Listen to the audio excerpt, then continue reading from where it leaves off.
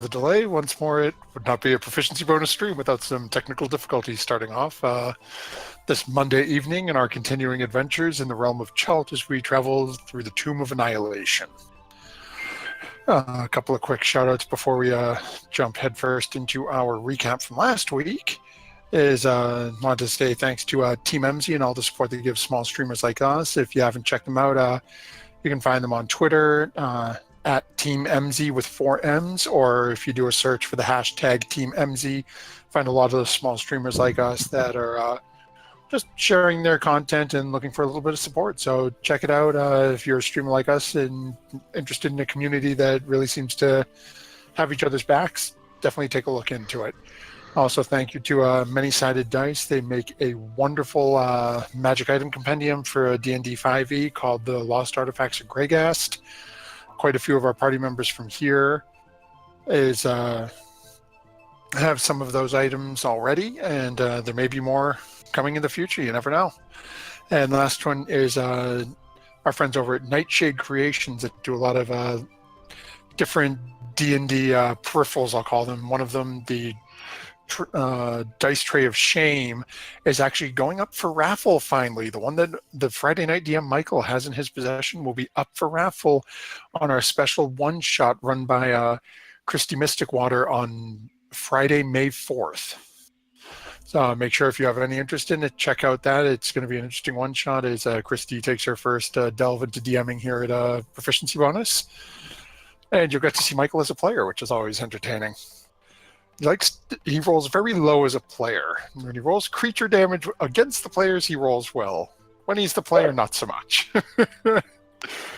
So with that, you'll notice we are back up to a full cast this evening as Dave and Lennon have been able to join back up with us and giving them a little information on what happened last time. So as for our viewers at home, our group had made it to Firefinger, climbed their way up.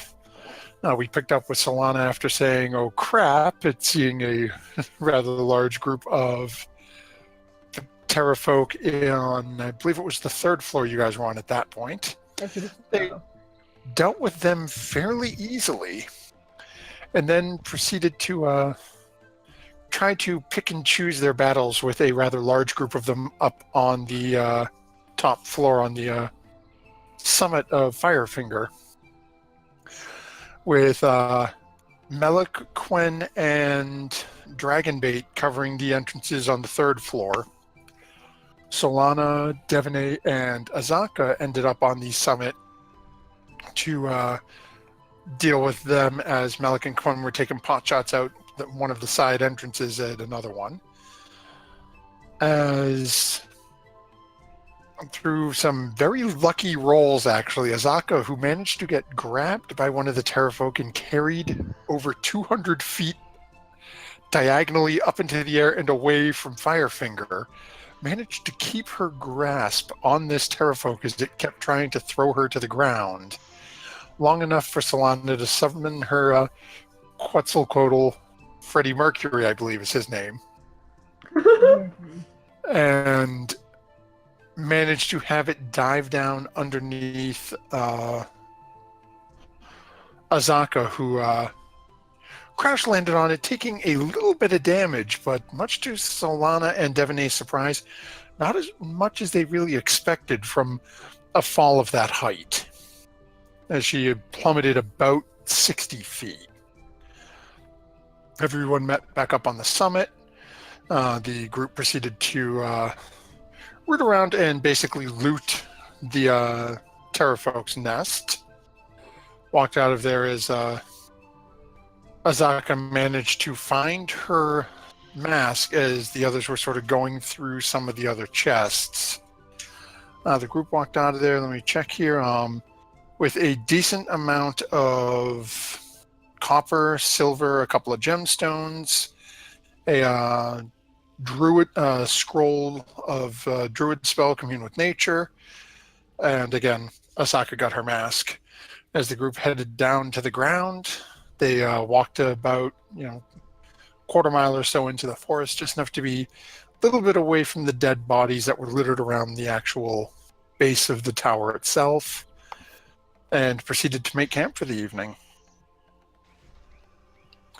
So it is there with our party, surprisingly not as worse for wear as you would expect given what they went through. But we find them, and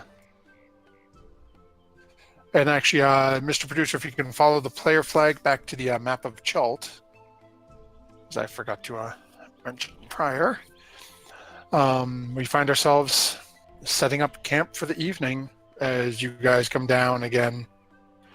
Azaka looking a little worse for wear, but I actually don't think much happened to the rest of you during it. I had to roll 1 hit die. It was very traumatic. Yeah, and I'm not quite at full health either. Yeah, I'm not quite at full health, so. Good job, rest. Hey, and quick, I wanted to say thank you very much to Digitio and Electrical Skateboard for joining in and joining us this evening. You're awesome, guys. Keep it real. Okay, so as the group is sort of come together, come down, you guys have camp set up. Well, actually, I should say you guys went up in the evening, so by the time you came back down, it's still fairly early in the day. Because you guys went up and basically fought them, started your climb around midnight. Oh, right. As for, you were counting on the cover of darkness to aid you in there. Really didn't do much to aid you once you were, in the well-lit 3rd floor cavern. Then up on the top, that huge burning, basically fireball above the tower where they made their nests seemed to illuminate it fairly well for everyone. Did we ever figure out what was causing that eternal fire? Nope. Why don't I think of these things while we're there? Because it's usually, oh my god, we're all gonna die. Quick, run away. You know why trying to kill us. An eternal fire there? But we don't... Oh, nuts! Anyway, okay. I say we try to make it west towards the river Taraiki. And just try to get around there till nightfall. And then we can, tomorrow we can start anew and go up to Port Nyanzaru. Sounds good to me. How far is that? Is that too far to go in one day? Like we spent all night up, pretty tired. As you guys are looking at the map, yeah, you're pretty sure it would take you. There are smaller tributaries within walking distance, but you're pretty sure it would take you like a day and a half to hit the main river. Oh, okay. Do you want to set up camp here and sleep throughout the next day, or do you want to just... Now we're nocturnal. Probably the best idea to get our day-night cycle back in order. Actually, we don't have gizzard. We can all fight in the night. I don't know if that would work. We all have dark vision. Gizzard doesn't. Azaka says she doesn't, and Dragonbait doesn't. Oh, Dragonbait. I don't care about Azaka, but Dragonbait, yeah. Okay. You just get a tilted head looking at you from Azaka and just sort of shaking her head. Oh, she could hear him. Oops. I keep forgetting. You said that out loud. I mean, Azaka, you're such a naturally good fighter with preternatural instincts. You could probably make it on your own. I just worry about Dragonbait. Anyway. We have camping here. That sounds fantastic. By the way. Let's camp. Okay, so just out of curiosity, are you palling around with us to Port Nyanzaru, or? Well, I could head back there if you are in need of my assistance. If not, I can go my own way just as easily. You want to do? Well, do you know what? Just got a lot of hit points for a guide. I mean, Mushari was like a little... Mushari was literally a squishy. So this Azaka would be actually helpful, probably. inspires Right. confidence, doesn't she? Guess we'll handle the rest of whatever that was later. Let's go to sleep. Okay. Okay, so who is taking watches during this I'll take day? Quan will take second. Okay. Third. Oh, I get fourth. Great. You love a fourth watch. I know. Okay, so go ahead. I need a perception check from each of you then. Holy hell, way to start the night, Malik. So good, even after that fight. Almost as if I wasn't even there.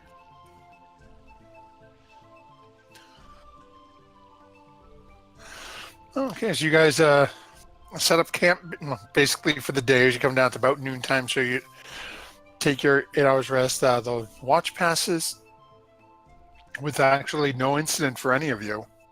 Yeah. Managed to go through Devonay. It rolls to be around it's to be just after 8 o'clock. It's a little past sundown. You start getting your group together. Dragon Bait a little seems to be a little not really put off, but a little nervous about traveling in the dark, but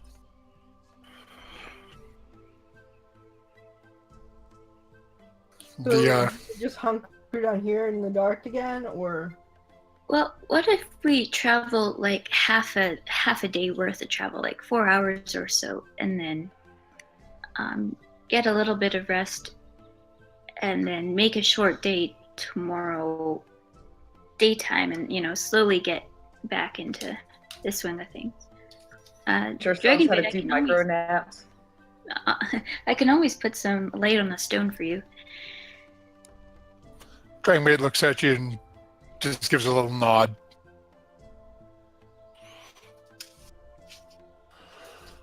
As you guys, so if you guys are heading that direction in the night, go ahead, and I need who's ever going to be navigating this trek to go ahead and give me a survival check. yeah. I can see Alrighty so then. much in the night. I was just guessing. Let's see. If anyone else wants to roll survival, by all means. No. No. So as you guys proceed to you guys get together, and Quinn and Solana seem to have a little chat and say, "Okay, perfect. Let's go this way." We're not gonna go the right way, are we? Start heading off for your day's commute. You said you want to travel about half a day's worth of travel. I guess. That's my suggestion. Yes. Okay.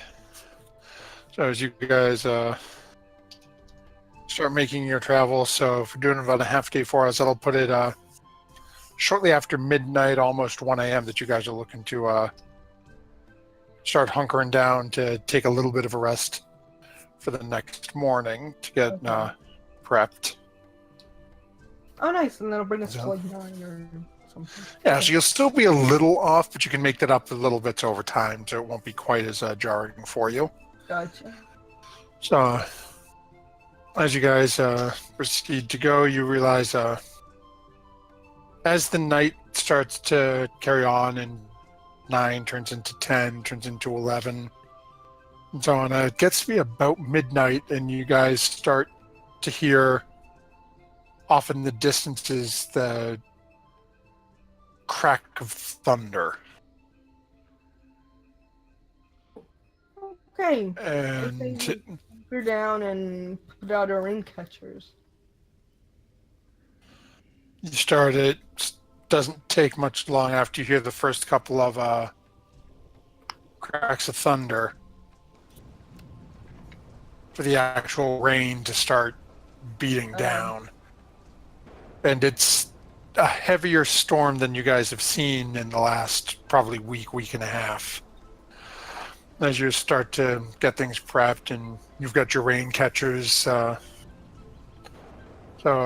once again, thanks to luck of the weather, you managed to avoid having to start boiling water. As you were literally, this was your last day's worth of water. Great. So as you guys are managed to travel through, no issues throughout the evening. Make about 4-5 hours travel. You guys keep going, or are you stopping as you had planned? I think we should stop. That's a good idea. Especially with this weather. Okay. So what are you guys doing? Shooting for another long rest, or? Yeah. I think that would put us back, like, within some sort of...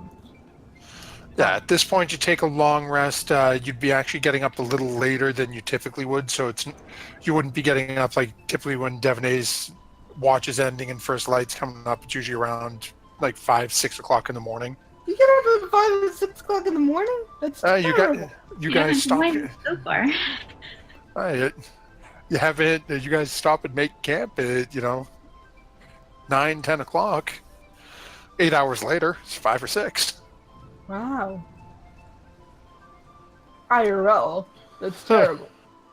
But for Okay. adventures in the jungle, you don't want to sleep till 8-9 o'clock in the morning. That's true. Well, it's when dinosaurs are out looking for breakfast. Okay. So, Okay. who's taking watches this evening? I'll take first. Third again. If Lennon wants to take second.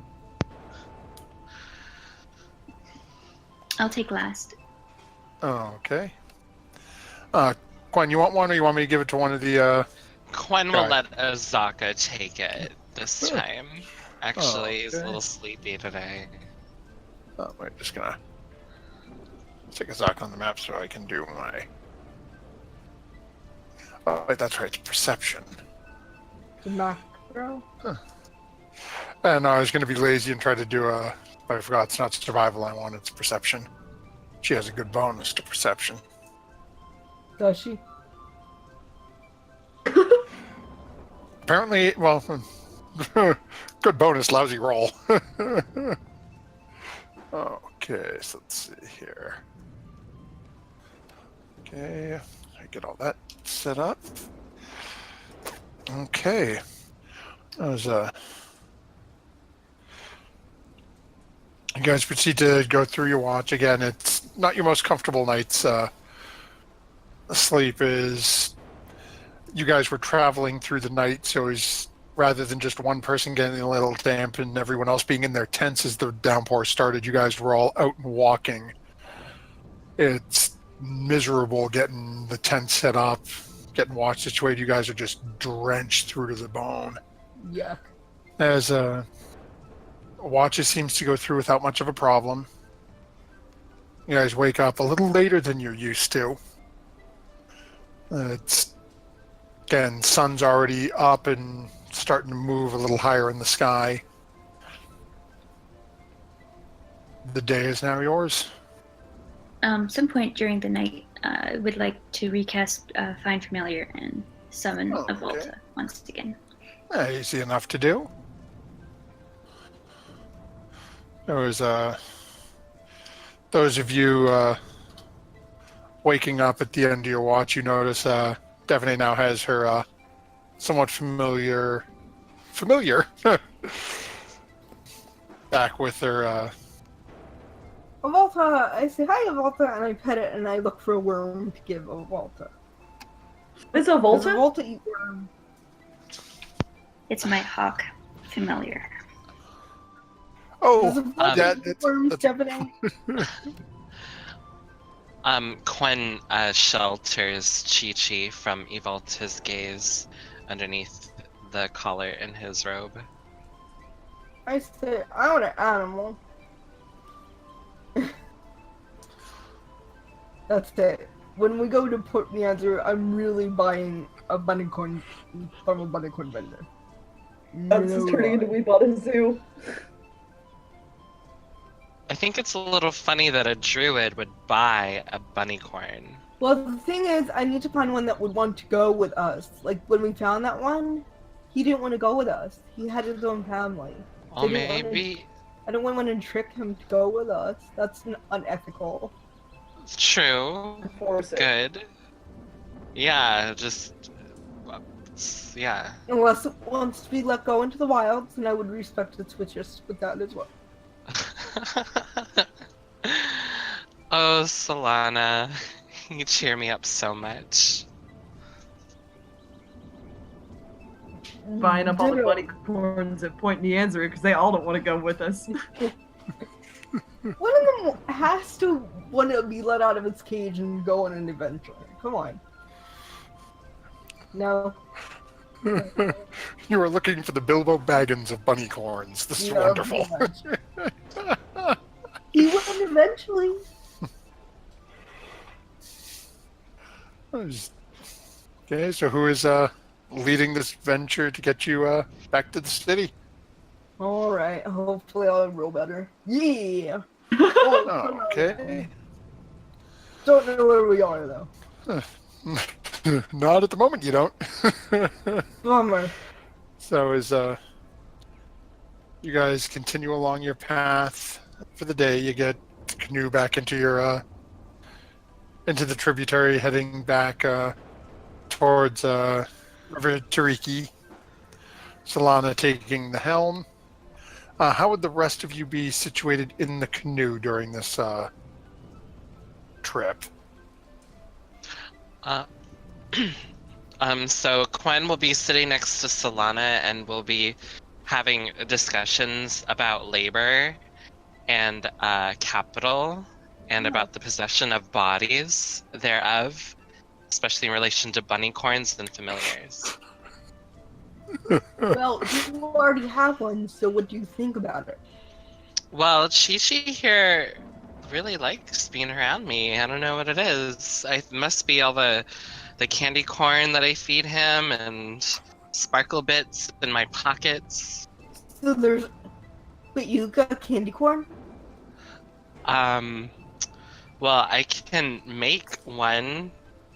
Do you want one? One candy corn? Sure. So Quen waves his finger around and then reaches behind Solana's ear and then magics a little piece of candy corn from seemingly behind her ear. Is it delicious? Try it. Okay, I try it. Is it delicious? Go ahead and we'll say roll a Constitution check. Higher you roll, better you like it. It is so delicious. That's Thank pretty you, good. This It's is alright. Amazing. Okay, so we've got Quen and Solana up in the front of the canoe. Where'd the rest of you be? Okay. I'm gonna be in the middle, just behind him. I want to take apart this like fancy trap that I made out of that leather, and I want to use the leather that I made it with to make some earplugs. Okay. That's what I'm gonna be working on. Not that I don't love chats about morals and economics, but Okay, Well, and neither do I. Devney, where would you be situated, and where do you guys want the Dragon Bait and Azaka to be located? I'd probably be in the back with Dragon Bait as usual. Probably just having conversations with Avalta and trying to not be bored by or distracted by the people at the front. Okay. Occasionally, I will have Avalta fly over, just scout ahead a little bit. Okay. So that'll put basically Melik up near the front. So we'll have Solana and Quen up front, Melik next, Azaka behind Melik, and then Devney and Dragonbait taking up the rear. Okay, so as you guys are making your way up front, making your way along the river, go ahead and make a perception check for Avalta.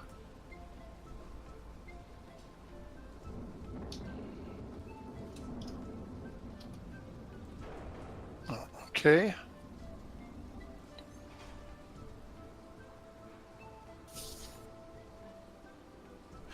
There's, you guys are traveling through. First couple of hours, you guys really don't notice anything. Malik, I know you said you'd want to be working on. Do you still? You have the leather workers kit on your sheet, right? Yeah. Go ahead and make a check for me with it. I don't have it macroed in or anything. Is it? Okay. So it's a D20 plus. We'll call this your Dex. And are you proficient in leather workers tools or no? So just Dex. Yeah. So D20 plus Dex. Or you could just click the Dex now that I'm thinking about it. Could do, but that works. That works very nicely. I'm trying to make it's- multiple take you- pairs. Oh. Of them. Would this count for one pair or multiple of them? No, you could have more. So how many do you want to make? You want to say 2 or 3? At a time. I mean, I'm trying to make one set for everybody. Okay, yeah. So we'll say out of this, with this one roll, you managed to make 3 sets. It's well enough that. Okay, as you guys are continuing along, let's see here.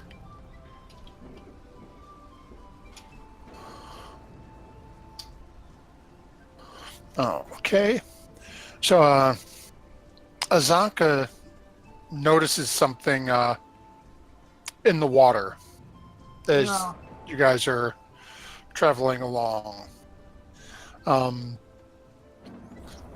I did not mean to say Azaka, I meant to say Avalta. Oh, So, Devaney, you get a rapid flapping of wings as Avalta basically dive bombs down next to you. Basically, just sort of like waving its head, pointing towards the front of the canoe, and then like pecking down towards the water. You get the strong feeling Avalta saw something in the water. I'll lean over and look over the side, trying to see what he saw. Okay, go ahead and make a perception check for me.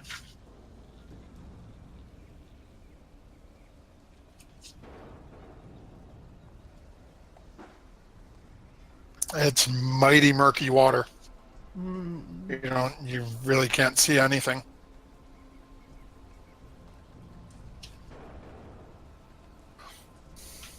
gonna Is share- 7A letting anyone else know about Yes. this? Avolta, can you show me a picture? Because I have telepathic communication with it when it's this close. Fair enough. So, as your eyes sort of glass over for a moment as you're bringing your consciousness into Avalta's mind to see this image. And Avalta shows you what appears to be a long, dark shape in the water. As you're looking at it, looks to be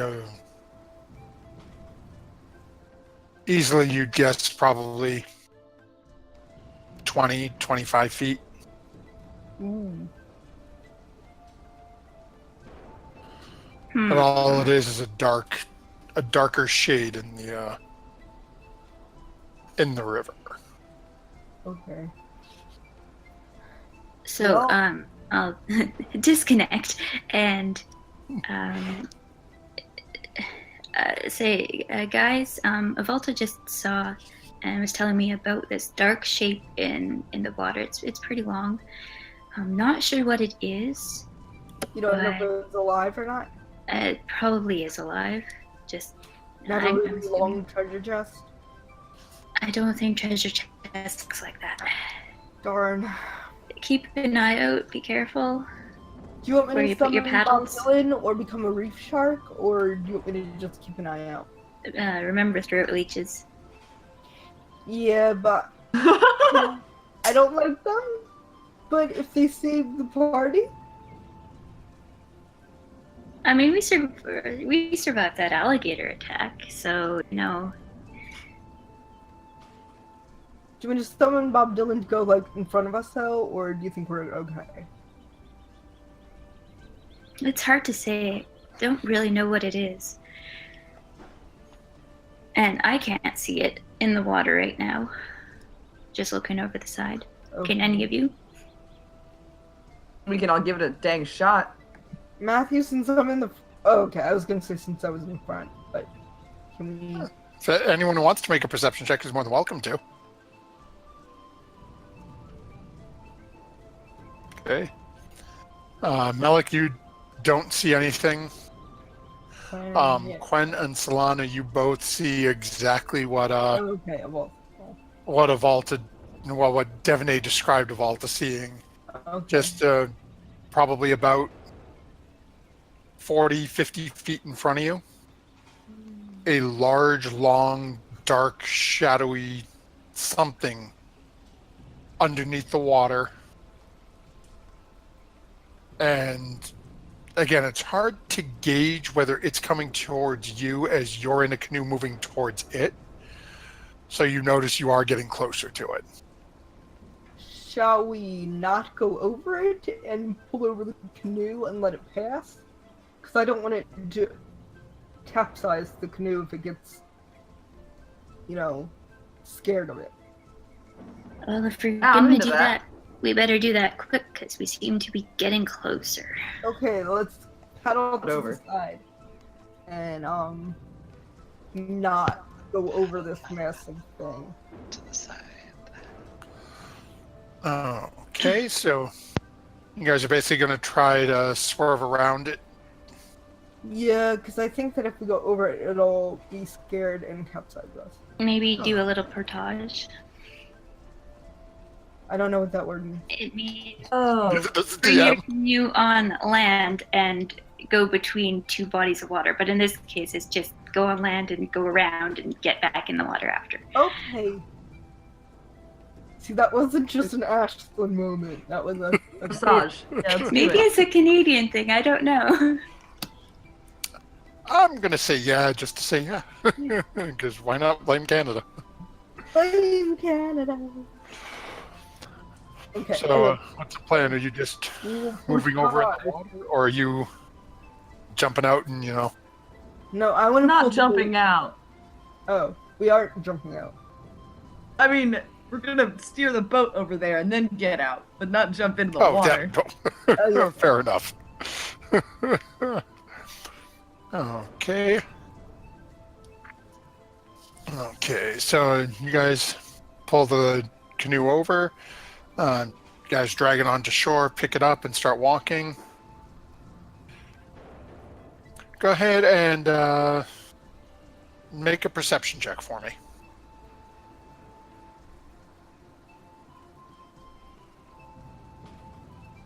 Ooh, these are not good.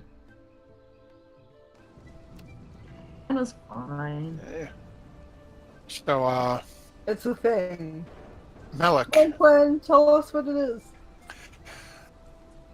Oh my god, I just lost everyone. Yeah, me too. I'm by myself. oh wow, you really aren't kidding. Everyone is. Let's see here. I don't even want to bother typing in Mr. Producer Man because I don't know if he's still here. Yeah, it shows Mr. Producer is just alone as well. Oh wait, we're all back. Okay, we got everyone back.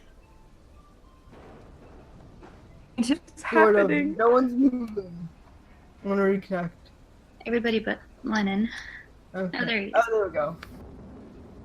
Hey, Quinn, can you make a perception roll? Because the rest of ours are bad.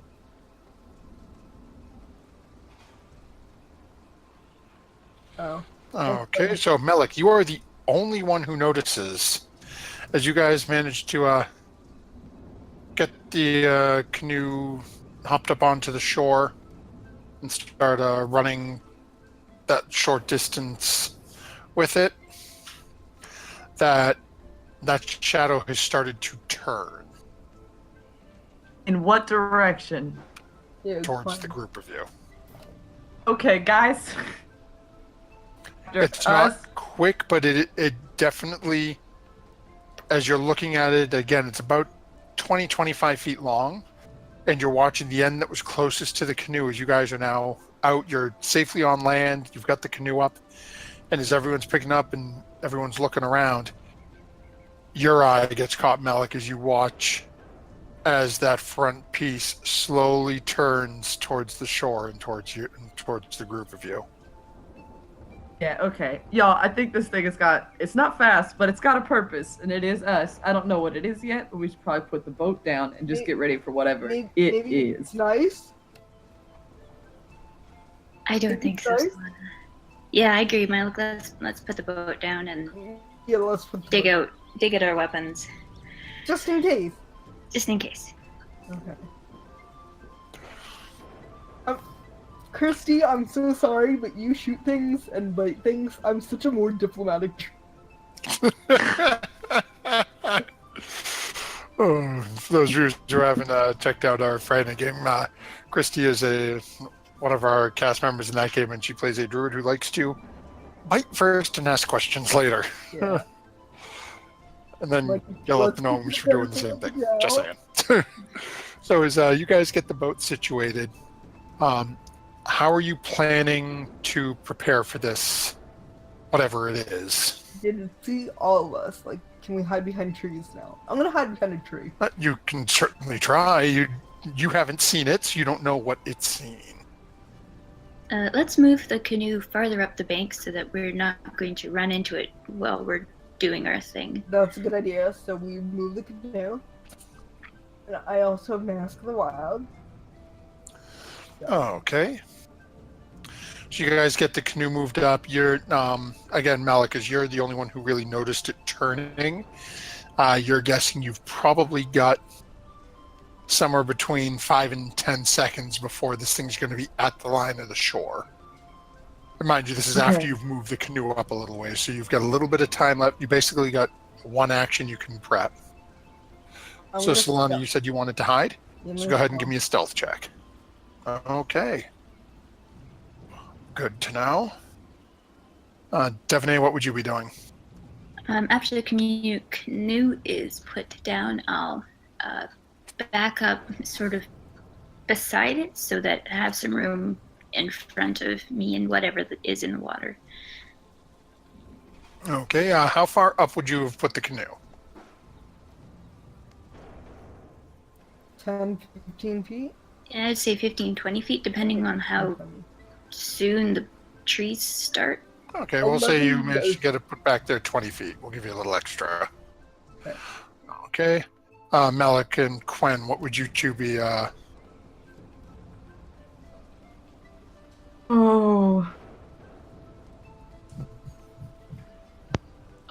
Quen would see Solana trying to hide and would follow suit and also try to hide directly behind Solana. Okay, go ahead and make a stealth check. If it's higher than mine, then okay. You're right behind me. I'm behind you. We got a couple of people behind. We got Devaney back by the canoe. Malik, what would you be doing? But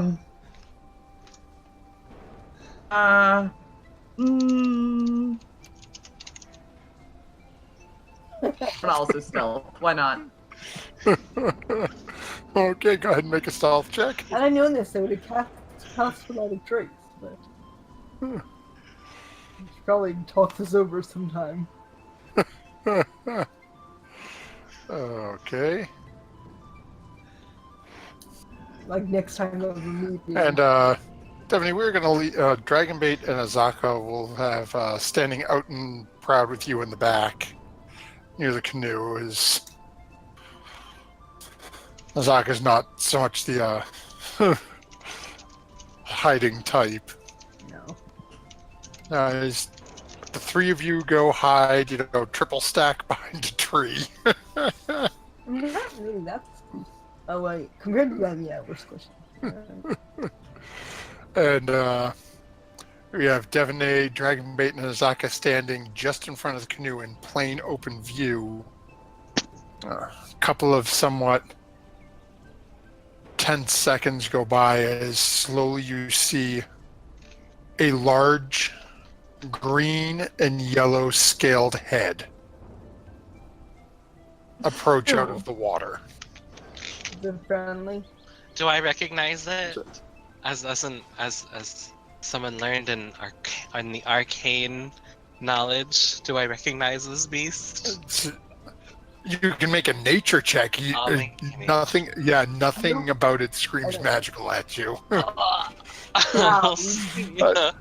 I've read a lot of books. Solana, you're a little busy telling the ones behind you to be quiet. You're trying to hide as Quen, you get a good look at this, and it is a massive constrictor snake. Oh, it's a constrictor snake. I can turn into one of those. Do it! Fight it out! Fight it out! Snake battle! And with that, I need you to all go ahead and roll initiative for me. And actually, I did not think of this first, I didn't set up a map for this one, so do me a favor, drag your tokens somewhere onto the map so it'll actually put you on the initiative. What? I don't Wait, I don't know where my token went. Hold on. Hold on, I'll drag y'all on. Let me just put the... There's so many Solana tokens. Oh, are there? Oh, holy, yeah, you are. Solana's everywhere. It's that perception check. Oh wait, I see myself. Okay, let me delete some of mine. Oh, okay. Okay. I'm grabbing the one from Port Castelgar and putting it right above Firefinger. Okay. So give me a second, I'll bring the other ones of you guys on here. It's such a big snake. Okay. Davine, you should be over... Holy. Hopefully just as big as that snake. Hopefully. Oh my goodness. Fight it out. Yes. Hey. Wow, when the DM brings you over, you get giant-sized. Yeah, why am I so tiny? You bring me over. Huh. I deleted myself so you can bring me over. Thank you. Matt, when you get a moment, I can't click on my token. And What? none of us can, I don't think. Okay, one day this will actually work when I drag them over from here.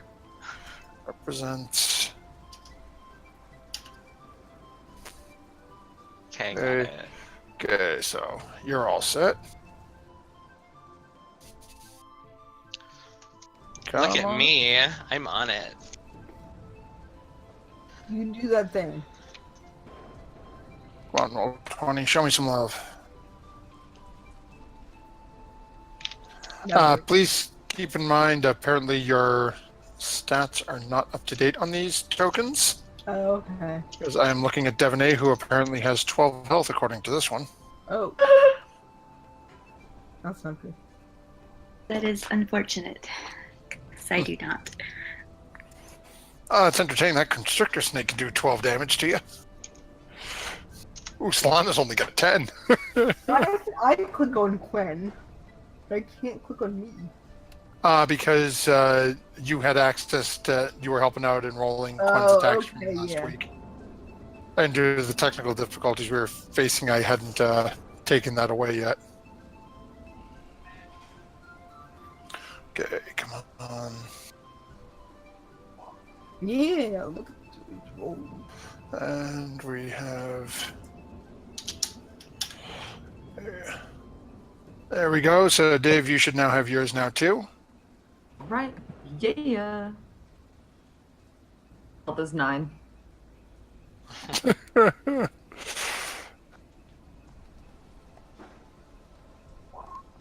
Okay, so let's see here. Way to change that back to 12. There we go. Yeah. There we go. One at 18, so not 16. And then Devonay, I just need your roll as well.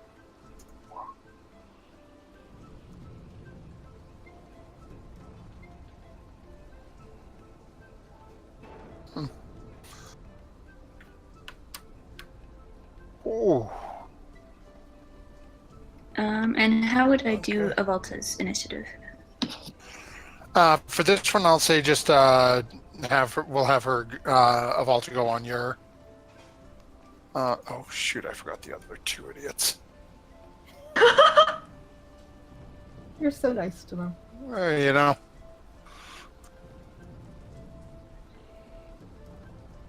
So it's just you guys who are Jumbo. Oh, yeah, they're tiny. Oh, look, there's another Solana. I'll delete that. And you. Okay, so that takes care of our initiative. And with that,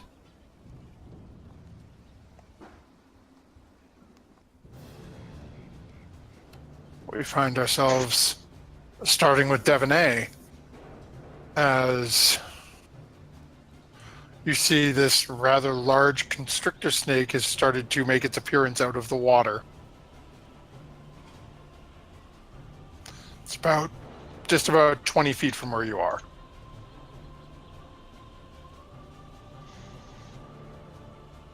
Well, I'm going to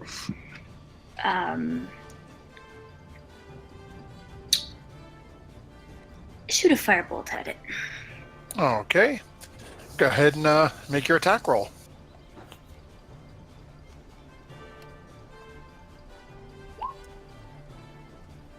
And that'll hit. Go ahead and roll your damage. Okay, as this thing gets slammed in the face by this small bolt of flaming arcane energy, the head rears back a little bit and seems to refocus more intently towards you, Devonay. Anything else you do, or are you staying where you are? I'm going to stay where I am. And I'm going to send a Volta over and tell it to do the help action. Would that work for my next turn? It'll work for whoever makes the next attack against it will get advantage. That works too. Okay, so we've got a Volta now sort of buzzing around its head.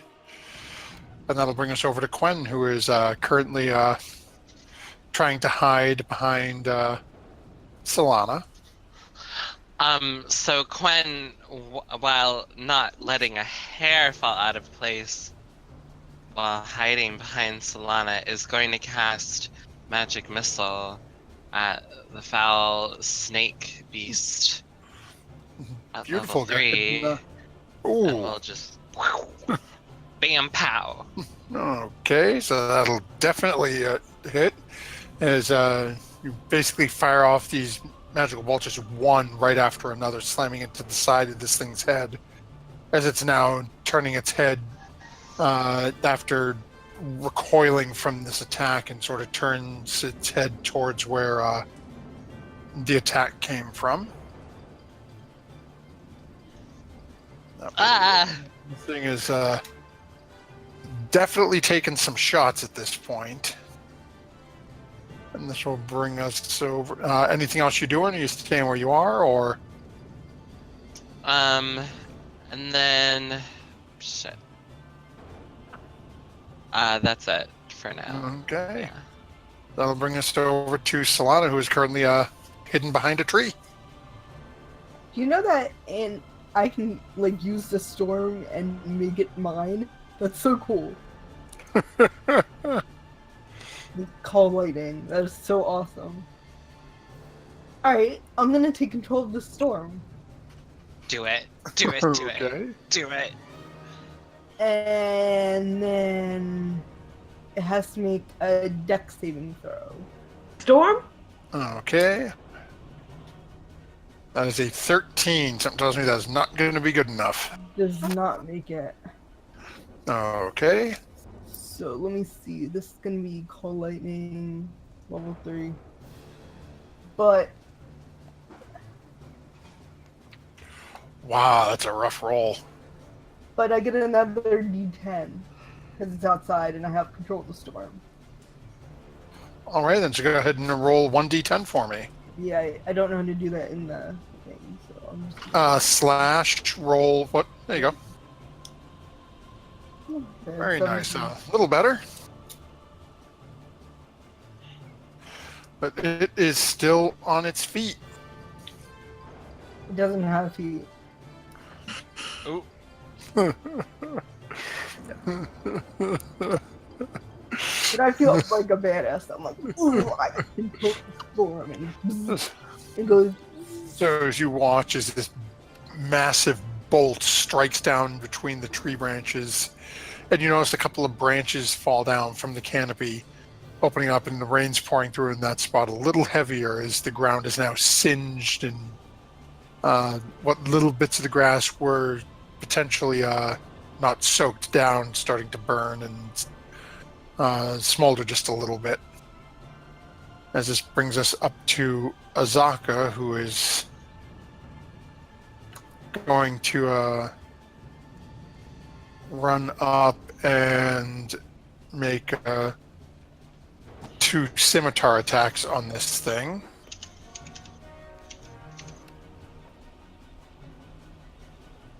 And miss with the first. And the second will hit, but it is still alive. And that will bring us over to Melik. Okay, I'm gonna shoot a crossbow at it. Refresh me really quick. My like bardic inspiration stuff, I can do that as a bonus action. Yes. Shoot at this thing. Oh, that'll definitely hit. Go ahead and roll damage. Alrighty then. It is still on its feet, but you can tell there is blood pouring out of various different wounds. Dragon bait really quick, like finish this dude off. Okay, so just land your hits, man. So Dragon Bait now has bardic inspiration. What's your inspiration die? Is it a? It's a D8. Okay. Yeah, okay. Thank you. So that'll bring us to the constrictor snake, who's currently face to face with Azaka. So is going to try and constrict Azaka.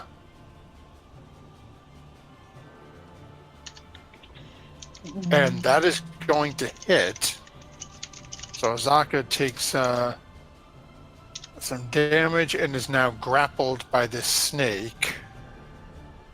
As those of you watch, as the snake rears up and literally just whips itself around Azaka's body, as the two sort of fall over to the side. Man, you really want to kill Azaka. Azaka's up close. The rest of you ran away. The snake's not going to flee from Azaka to go get the Matthew one is person. bound and determined for us to not hold on to a guide. Yeah. Be smarter and also hide. And that brings us to Dragonbait, who will, following Melik's, rousing comment, is going to run up and make 2 swipes with his Holy Avenger. First one will hit. Second one will hit, but I don't think it'll need more than the first. Yeah, no, so...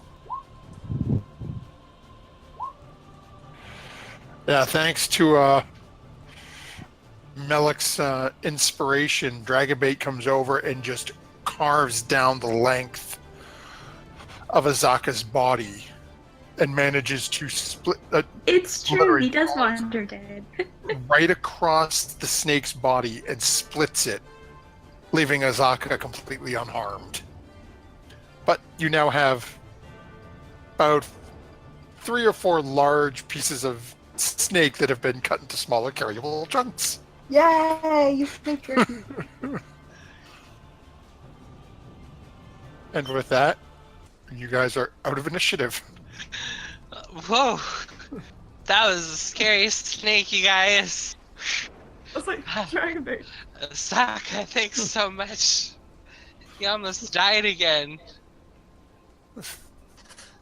Zach is just sort of brushing, little bits of blood and looking to make sure that the outfit didn't get cut by the sword and just...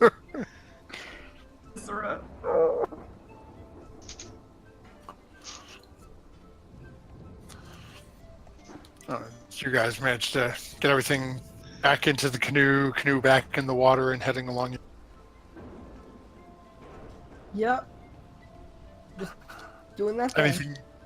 Anything the rest of you would be doing throughout the day as you continue on your travels? Hugs. Hug? Get more earplugs. Oh, earplugs. I'm like, hug. Why are we hugging? Okay. Go ahead and make another roll for me. It's just a straight dex check. Okay. So you mess up a couple of times as you're trying to work on this. You managed to get another one set completed. So you're up to 4. You've got enough for the 4 of you. Yeah, I'm not counting myself. I need one more. Okay.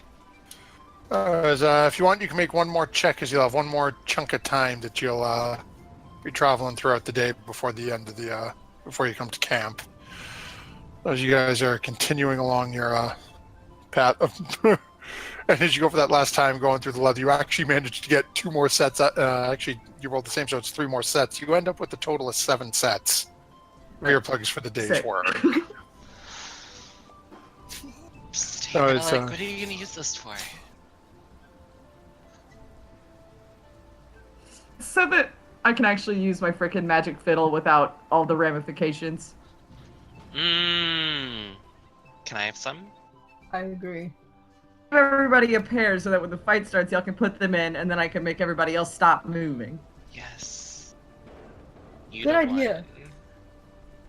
one. Okay. So go ahead, all of you put down 1 set of earplugs. Mechanically speaking, it'll be a free action to put these in. It doesn't take much to just sort of plug your ears real quick. It does give disadvantage to any perception checks though that rely on hearing. Okay. So people calling out instructions to you, things like that. We don't do that anyway. We have no plans. So Yeah, that's a good point. You guys really don't communicate in the heat of the moment. So as you guys continue on, is there anything else that the rest of you would be doing, as Malik has basically spent the entire day crafting these for everyone? I'm gonna say to Devaney, if Avalta could look for a bunny corn and not eat it, that'd be great.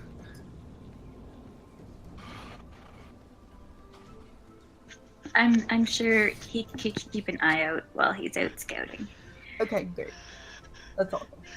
And yes, I will be sending a vault out like he was before scouting But ahead. don't eat the bunny corn. Okay, go ahead and roll a perception check for Avalta. Oh, you're on that. Quinn, anything that you'd be doing? Yeah.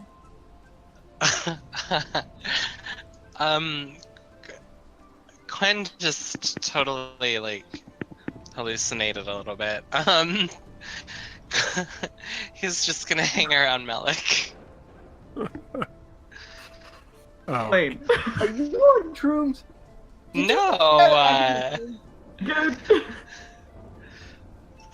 I told you those mushrooms in my pack, they're not all for eating. Okay, fine. Did you always have blue hair? I'm kidding. Well, no. Technically, Malik has blue. Anyway.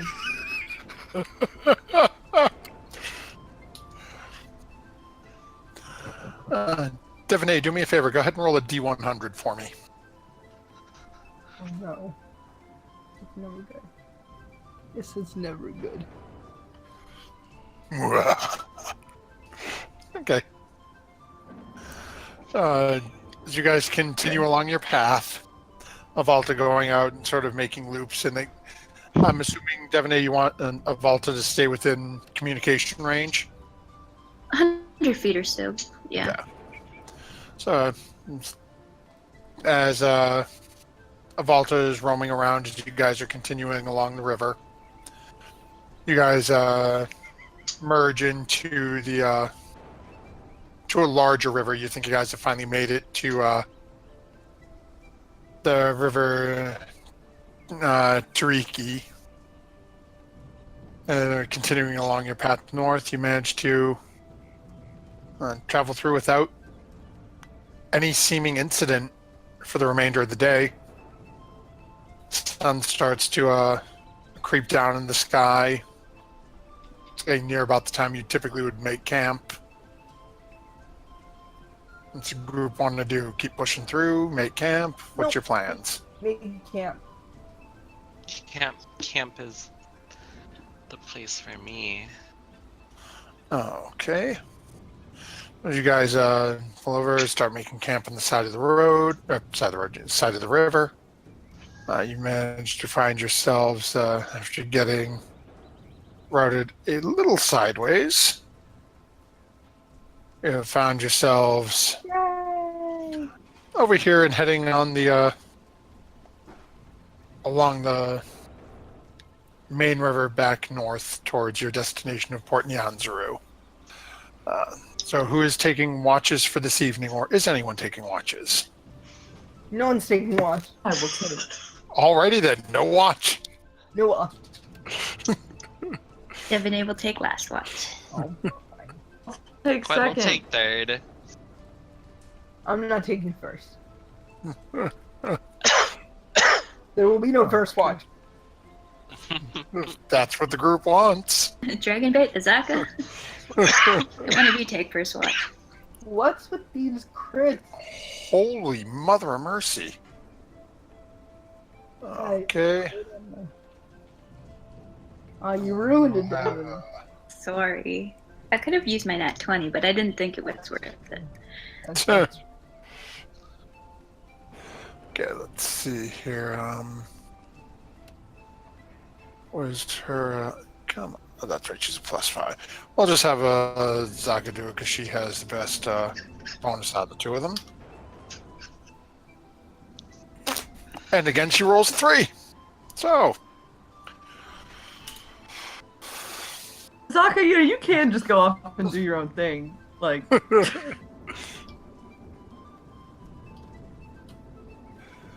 so as you guys start taking a watch through the night, Azaka seems to be a little preoccupied as the rest of you start heading down for the night. But evening seems to pass without any real issue. As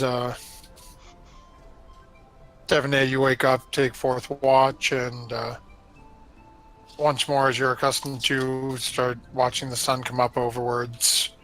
You notice the storm that had been following you throughout the day has died down and stopped at some point over the night. You guys did manage to get, forgot to roll for that for you. Let me see here.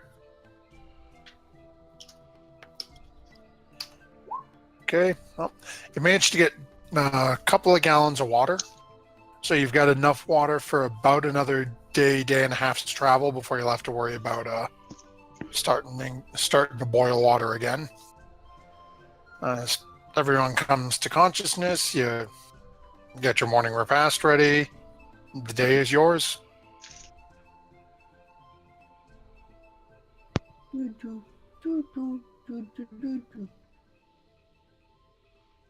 okay, so we had like the heaviest rain we've seen in like almost half a month, and we only got that much water. Like, do we have some holes in our rain catchers, or? Probably spilled a couple when we stopped for that snake. Stupid snake. At least we made snake jerky. Did I make snake? No, I didn't do anything last night. Oh well. No, you've got some slightly Singed. singed. Assume if you want to take it, we can retcon it and say you brought it with you. Okay, yeah. If you don't So you've got a mind. bunch of chunks of snake meat, Okay, I'll but you didn't really do anything with it. It's a little rank. It's Oh, okay, we'll throw it in the water. No, that'll attract sharks. Oh, We'll Could throw have it. just put it in the bag of holding. It more No, airtight it's in gonna there. Smell. It's gonna smell bag of holding.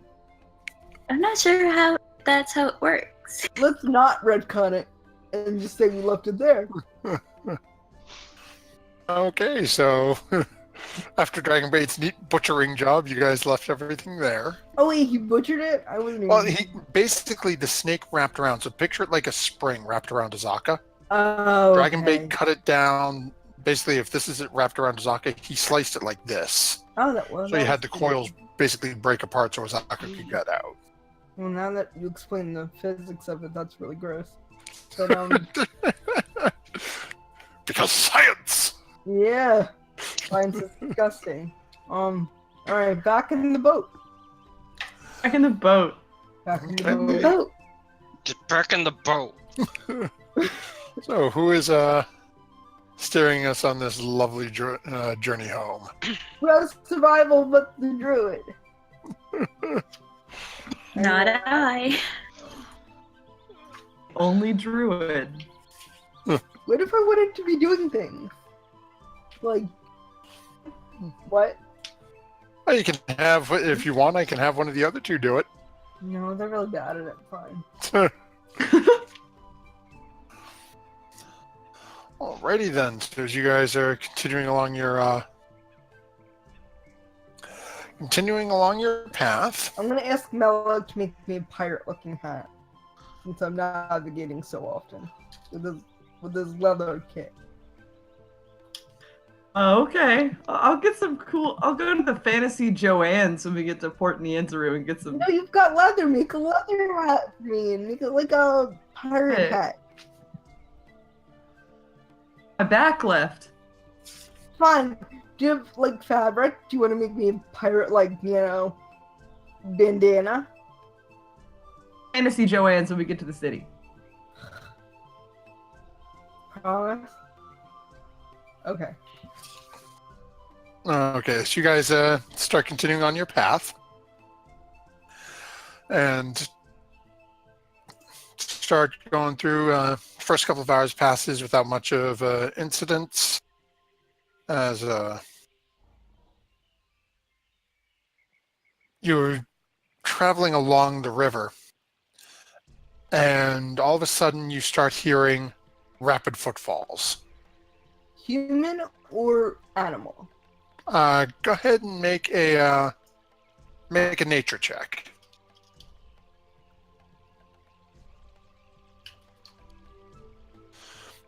Okay.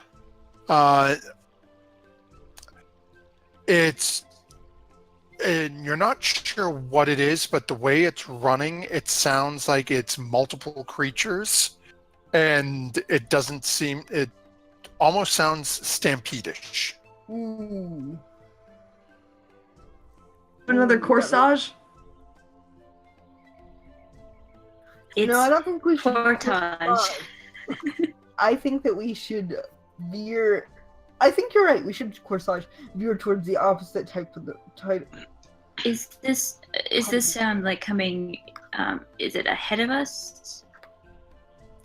Coming towards the river, or can we tell? Go ahead and make a perception check, and we can see how well you can tell. Because right now, all you're hearing is just a large number of footsteps. Okay.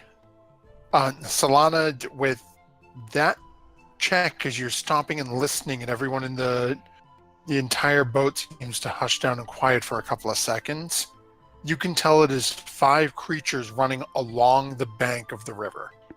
Wow, that's very specific. There's 5 creatures running along the bank of the river. Good ears. You rolled a 27. Yeah. I would like to send a Volta to see what they are. Okay. As you send a Volta off, I'll go ahead and make a perception check for a Volta.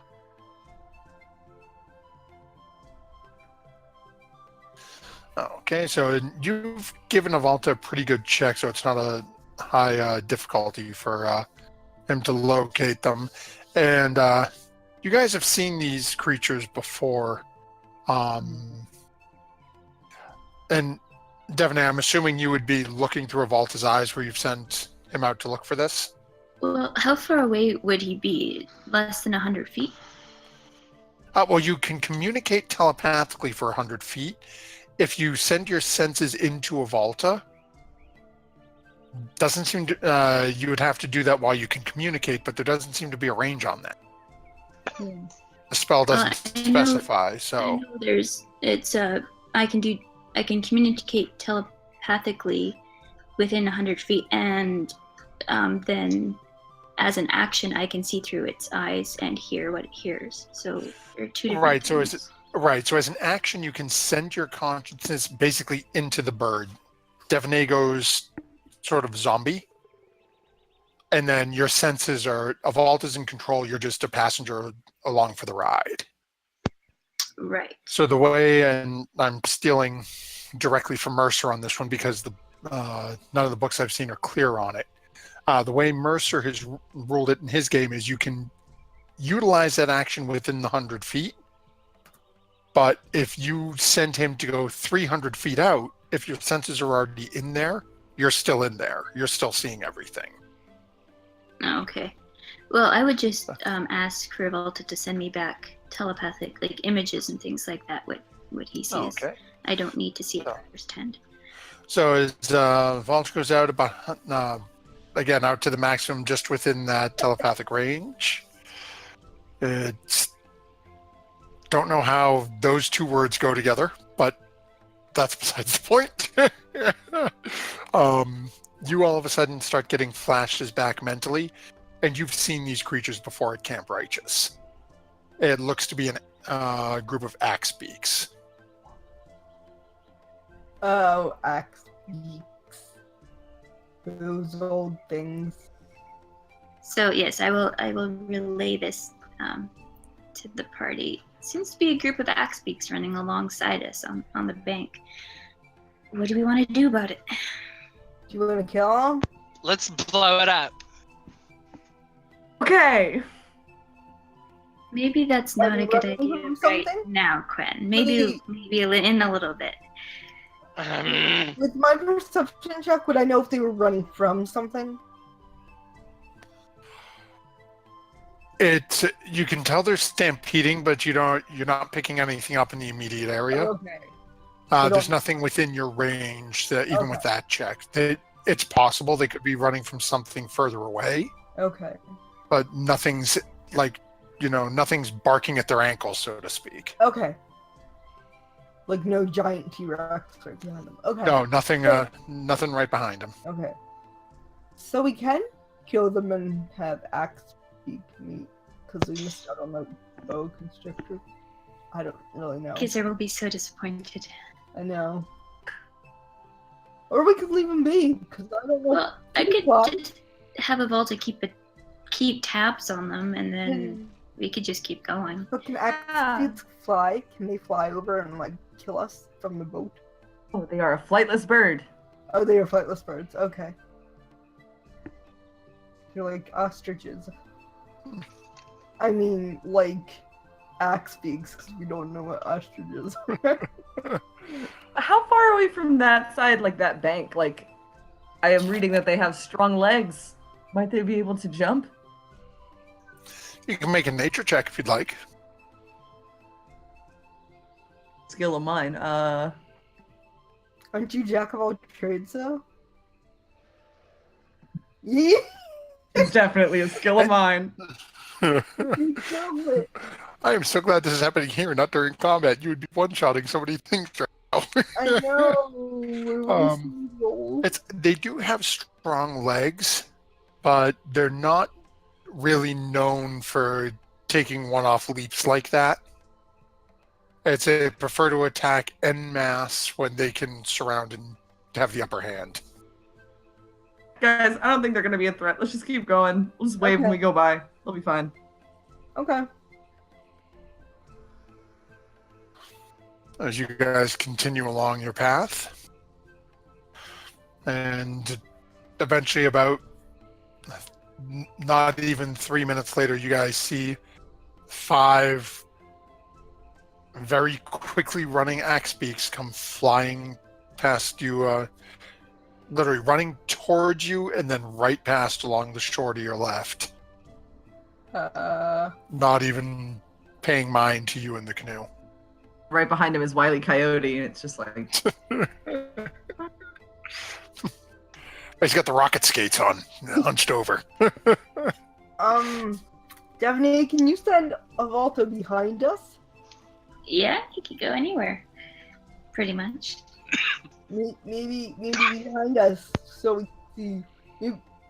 Maybe we should paddle faster and send a Volta behind us to see what's behind us, because We don't look back much. Yeah, I could send him to go check, but Okay. I don't know if paddling faster would necessarily be of a Okay, help. let's not paddle faster, but let's just. Yeah, let's I just can send him to check. So I will tell Avalta to scout down the path that the axe beaks just came from, and see if he notices what might have scared them. And report back. So to you him. guys are heading in one direction, and they ran past you the opposite. It's like passing cars on the highway going opposite Wow. sides. All I right, so see then I'll right get him there. to scout in front of us a little more than, well, a lot more than usual to see if he could see anything. Oh, okay. So as you send him back, I'll say go ahead and make another perception check for him. And then what are the rest of you doing? I'm gonna ready my longbow. Or Oh, my okay. bow and snare in case something happens to pop up in front of us. Alrighty then. Quen will ready a firebolt if anything lunges out and attacks any one of us. Okay. So let's see here. You guys are continuing along your way with Solana pointing the way, but now pointing with an arrow drawn at each turn. Go this way. Go this way. So as continue on for a short while, you're not getting any feedback from Avalta as of yet. Devanay, nothing popping up. Nothing. Devanay. Avalta doesn't seem to feel the need to come back and warn you of anything as of yet. It's good. And then you get a panicked image and sound in your mind, Devanay. As all of a sudden you can't see Avalta at this point. But in your mind, you get a flash of a very large reptile. And that sound inside your head.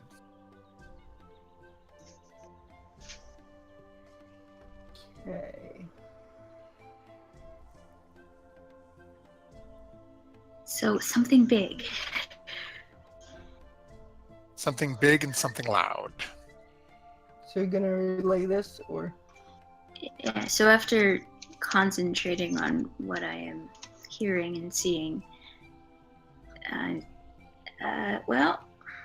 it's probably not good what we're heading towards. Something big, something dinosaur-y, something loud. I'm not exactly sure what it is, but I think Solana has a good idea with having that bow drawn. Okay, I'm also going to, should I conjure anything like Bob Dylan or Tom Petty? If this thing is really big, I think we're going to see it from a fair distance away. So maybe once we can see exactly what it is, or at least see that we are Okay. going to run into it. Okay. Okay, so as you guys are continuing, sorry, can't speak. As you guys are continuing along the path, let me see if there is okay.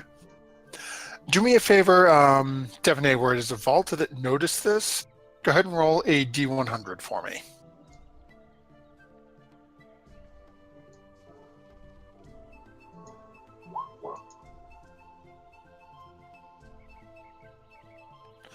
Okay.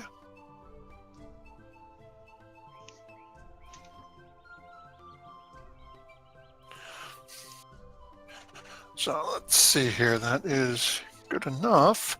Then, okay, well, yeah, I'm gonna have Melik go ahead and roll me a 2, 3. Roll me a D6. Perfect. Okay. This is going to be entertaining.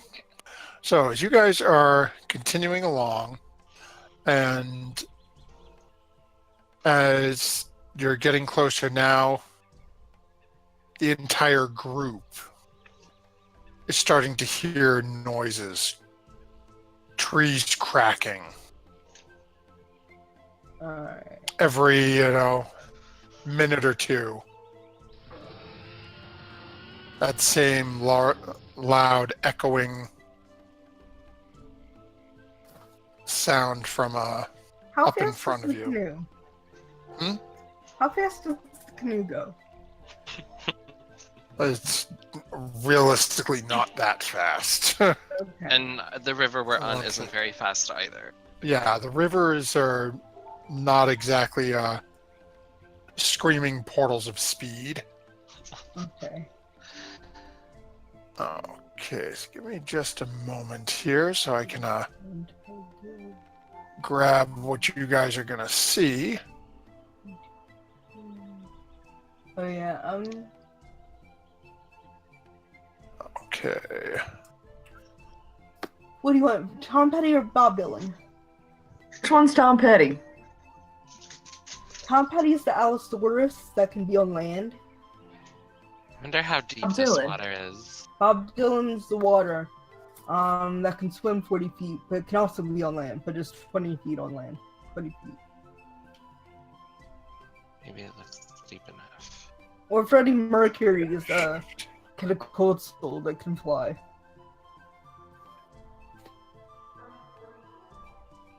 I'd say the flying one. Freddie Mercury. Let's Yeah, see. Freddie Mercury. Okay, because it does have 80 feet. It has less than, but I think any one of those would be okay, but Okay. I'm not sure how the trees would hamper things. the what? That is... The trees? Trees. Oh, yeah. But I know, we're fine. gonna have to pull over Front. anyway if we have to fight this. So I'm Okay. Oh, please ignore I forgot to click off on something, so there's going to be a jagged line up there. Okay. So, Mr. Producer Man, if you can do me a favor and let's follow us along to the player flag bouncing to the left. As our party is traveling forward in their canoe, and you find yourselves on the southern part of this. And as you look at the top, you see two rather large creatures Oh no. That is not good. battling Oh, they're fighting. in I the love- river. How good of a shape is the Stegosaurus in? We'll find out when we come back from break. Oh man, Perfect time to take a couple of moments, run, get a Oh drink. gosh. Okay. this is not good. Good luck, y'all. So, Yeah, who made that angry? Yeah. no, I'm not going to mention any druids' names, but riding on giant shoulders, revenge. Oh, to be honest, that's this is how the dice have fell. Oh. So, thank you for those of you who are coming along with us on this journey this evening, as our group is attempting to make their way from Firefinger back north to Port Nyanzaru. Some minor missteps so far in navigation, but the group is pretty sure they're heading in the right direction now.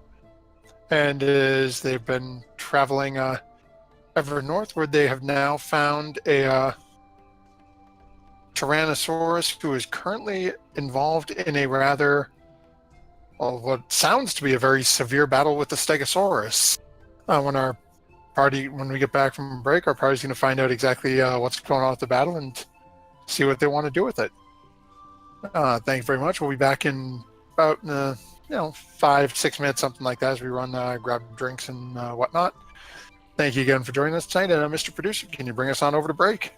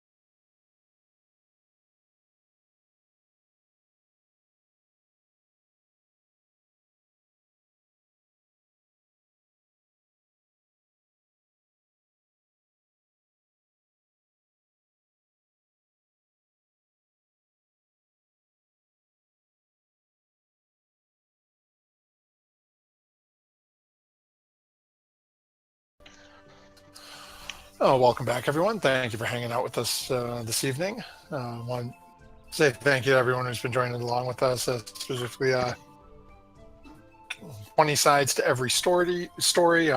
Electric longboard, electric skateboard, Digitio. Notice you guys have been in here for a bit. Thank you very much for joining along with us as we find ourselves back on the river with our group ever so slowly inching towards what appears to be an epic confrontation between two rather large hunking masses of lizard. Where's King Gizzard when things like this are going down? I know, right? And well, the control, as they say, is with our group here. What does everyone want to do? This is riverbank. Is there a forest? Yeah, so on either side of the bank, there's some trees within, 5 or 6 feet of the embankment. It doesn't take much for you guys to pull over either way. I'm curious about these dinosaurs, like, while they're actually having this kerfuffle, like, is it not possible to, like, corsage it over to one side and just kind of walk? That's what we were thinking. It's definitely plausible. I mean, they're possible. We could That's- we could help the Stegosaurus. Go ahead. And how damaged is the Stegosaurus? Go ahead and And anyone who's interested, as you're both looking, as you're all looking at both of these creatures, go ahead and make a perception check. Ooh, Devaney will know. yeah, Devaney will definitely.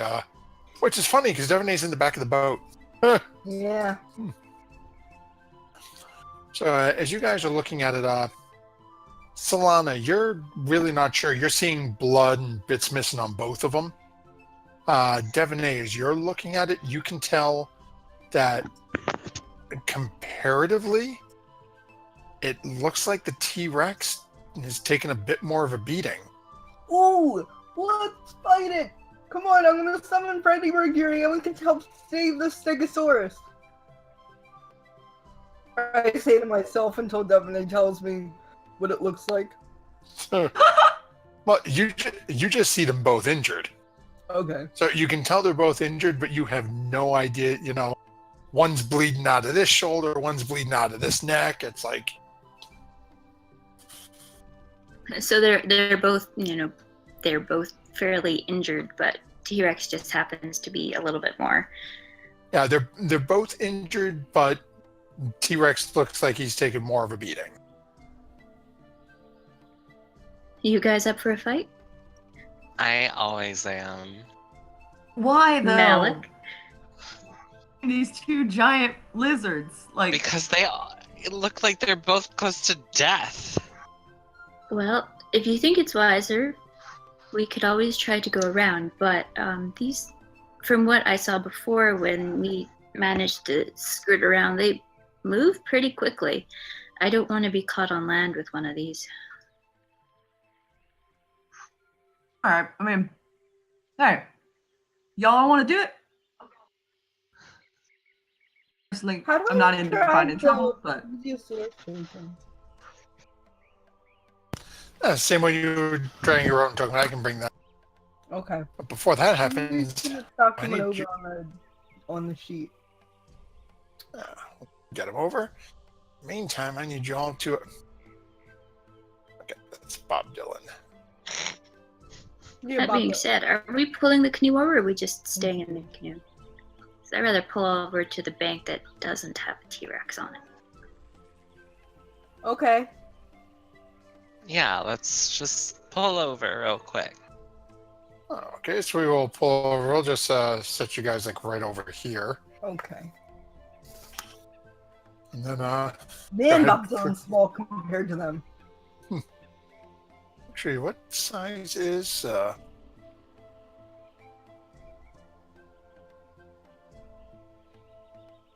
Yeah, he's only large. They're both huge. Wow. So as Wait, is Freddie Mercury huge? Oh, Freddie Mercury's huge. That's why. Okay. Solana, maybe you could get your plesiosaurus to go underwater and attack from there. Okay. I don't know. Maybe. What do you think? I think that is a good idea. What is okay? No, you know what? I screwed up, so I gotta roll initiative for the. I should have summoned Yeah. Freddie Mercury. Sorry, Let's- guys. Oh, you rolled the same thing. Okay, so now we'll roll. Do not move. Oh, that's not a very You good. roll properly with you. Okay.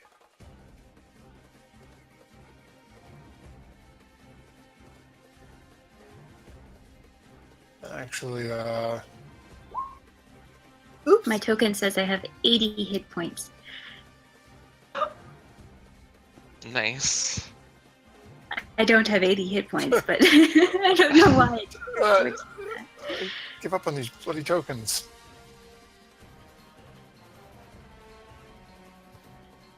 Oh, okay. I'm gonna have to go through and fix these. That little face icon or little like in half humanoid thing is a Volta. I keep forgetting to get a thing for it. And mine was like a 5. Here we go. Okay. Okay. Okay, and with that, I think we've got everybody rolled.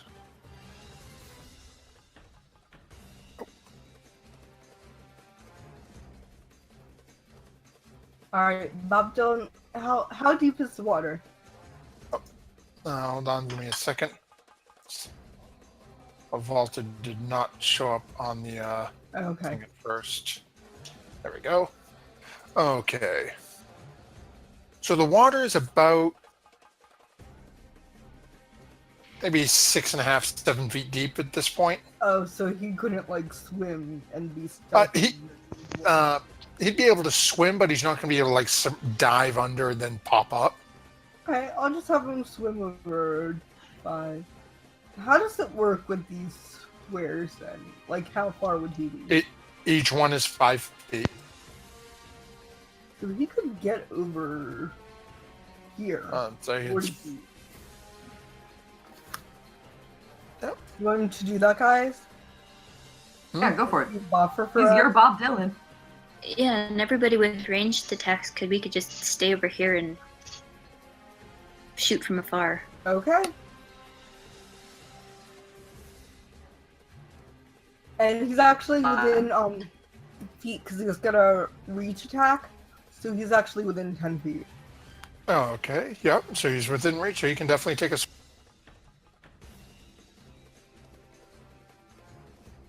Okay, so that is going to hit. Oh, he's more of a cool guy than I thought he Holy was. mother of damage. Yeah, I know, right? We might actually have a chance, guys. Okay. Oh, Bob Dylan. You know.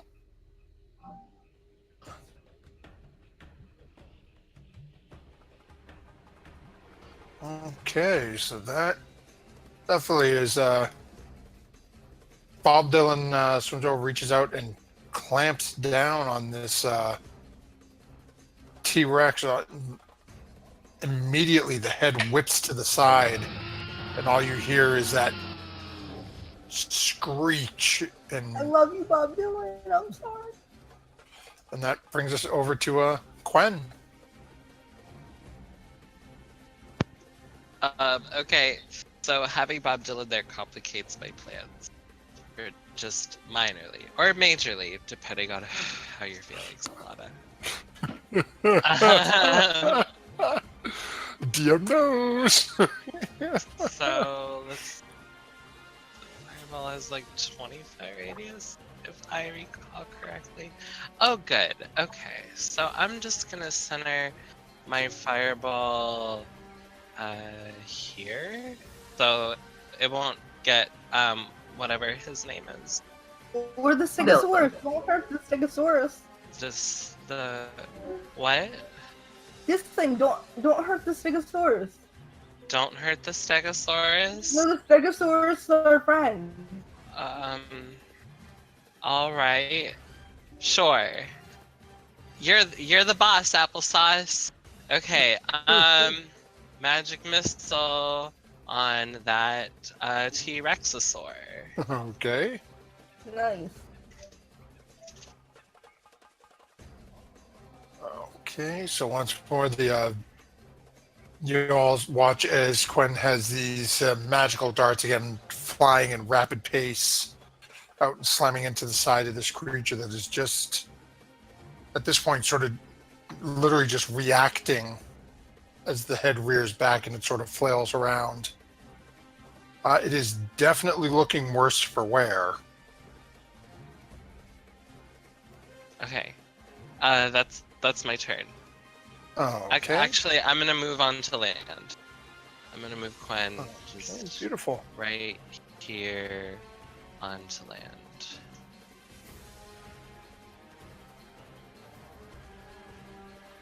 That's it. Okay, and that'll bring us over to Devon A.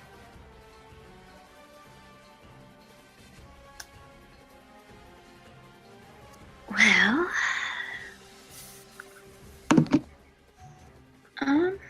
I'm going to dig out a chromatic orb. Alrighty then, go ahead and let's make an attack roll, see what happens here.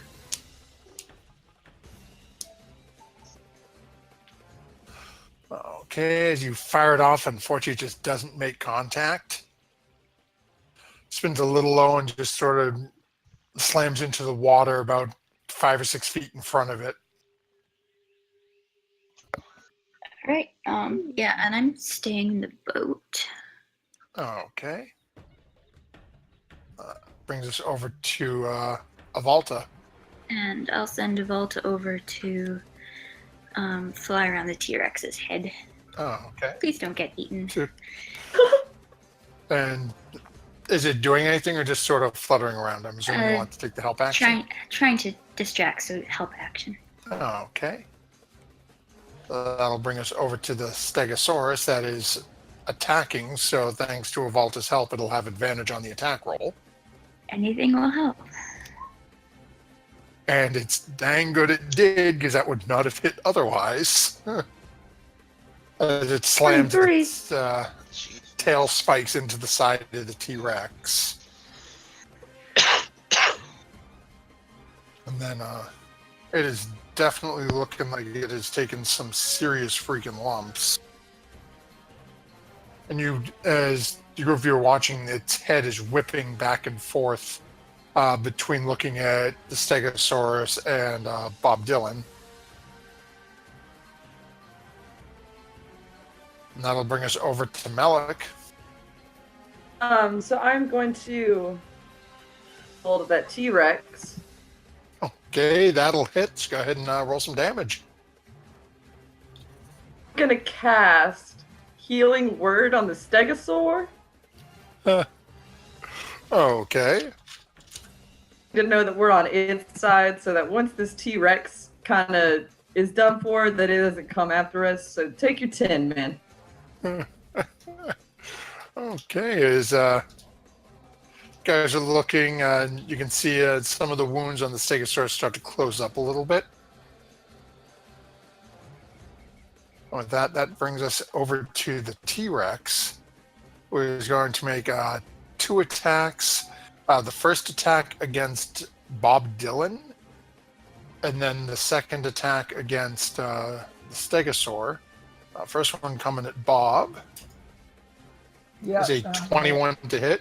Yeah. That is 21 points of damage to Bob Dylan. Okay. And then a tail attack against the Stegosaur, which will hit, and that is 16 points against the Stegosaur. So as Melik, as you're completing your incantation and you watch as you can see some of the wounds close on the Stegosaur, all of a sudden the T-Rex whips around back and swings its tail into it, and you can hear just a sickening thud as this massive, powerful limb just careens into the side of this creature. At the same point as it's turning to whip its tail, and it reaches out and bites into Bob Dylan's neck. And that is going to end its turn and bring us over to Solana.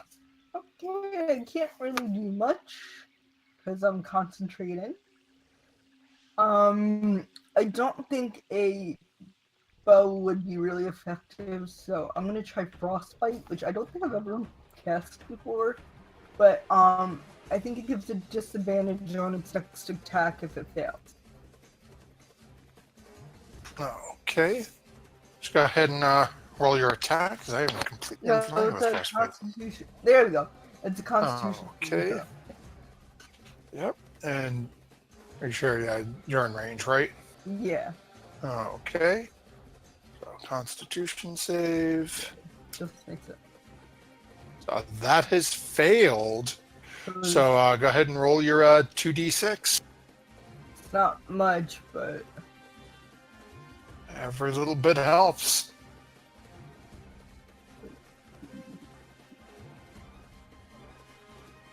okay. Nice roll. Yeah. Yeah, And you then it can has tell this thing is disadvantage. looking in severely rough shape at the moment. Yeah. So Yeah, is it's it- disadvantage on its next attack. Anything else you're doing? You staying in the boat, or I'm staying the boat. okay? We've got Volta up there irritating it. That'll bring us back over to Plesius or Bob Dylan. Okay, Bob Dylan's gonna make another attack. Okay, go ahead and make your roll. 11. That'll hit. You can see this T-Rex is in very bad shape, but it is still on its feet. Okay. And that's all Bob Dylan's gonna do. Okay, and that'll bring us over to Quen. Quen is going to cast a firebolt. Shit. Okay. Okay, so you send off the firebolt. Don't I have DM's inspiration still Yeah. from like last It's- week? You do, but you have to say it before you make the roll. Can't use it Oh. afterwards. Unfortunately, as you fire off the firebolt, it does miss a little wide, and you notice one of the trees off behind it is starting to burn a little bit. Quen stomps his feet and then he falls to the ground and he's just pounding the ground and he's so angry, so mad at himself. He's pulling up grass. He's just Get him next time, Quinn. It's all good. he's tearing up a little bit. It's bad, and that's it. Okay, and that'll bring us over to Devaney, who has felt your pain recently with the mist chromatic orb. Well, this time I'm going to do the magic missile. Okay, go ahead and roll your attack. Or roll your damage, I should say.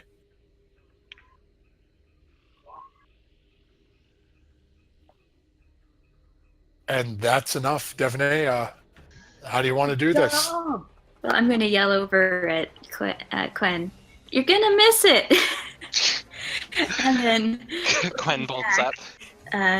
she makes a simple symbol in the air and sends all 3 missiles towards the T-Rex, managing to both miss Volta and hit the T-Rex. Luckily. Okay, and with that, the T-Rex is collapsed. Wow. It's- Thank God. Yeah, we- when I rolled for how much damage it took in that battle, it was significant. yeah, it took almost half of its Oh my God. life down. Stegosaurus. Okay, And then keep an eye on that Stegosaurus. I immediately cast Animal Friendship to try to be friends with the Stegosaurus. and it's not it. You're not up as of yet. Oh, it's still an initiative? Oh, crap. Yeah, it's it's an still attack. technically the battle is still going on, and there's another creature right next to it. Oh no. So Volta my turn is done, and I'll get Avolta to retreat a little bit back. Okay. And do you have access to move control of Alta's token?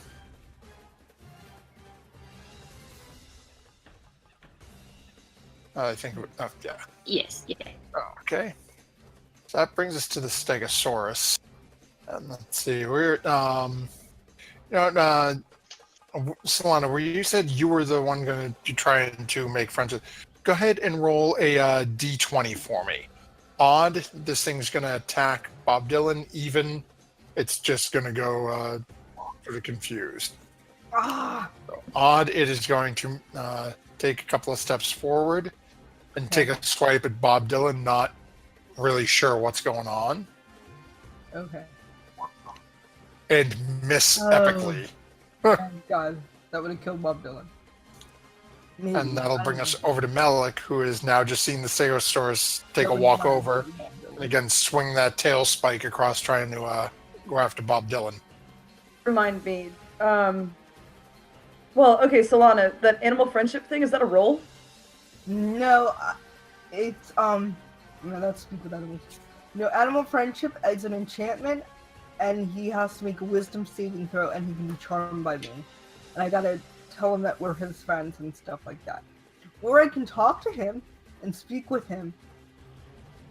And I then, don't know if I would understand Is language. there a size restriction for speaking with him? Nope. It's limited by their The- intelligence. So I probably Dinosaurs speak don't to a bird. talk. What? It probably dinosaurs don't have language. because they don't have language. So animal friendship would be more likely to succeed. Okay. Then speak with animals. I don't know. DM, do dinosaurs have language? They don't have language, Oh, okay. but for at least looking at animal friendship, it does not require a language. Okay. But Melik, that brings us to you. Solana, like, do you think I should give a heal to Bob Dylan?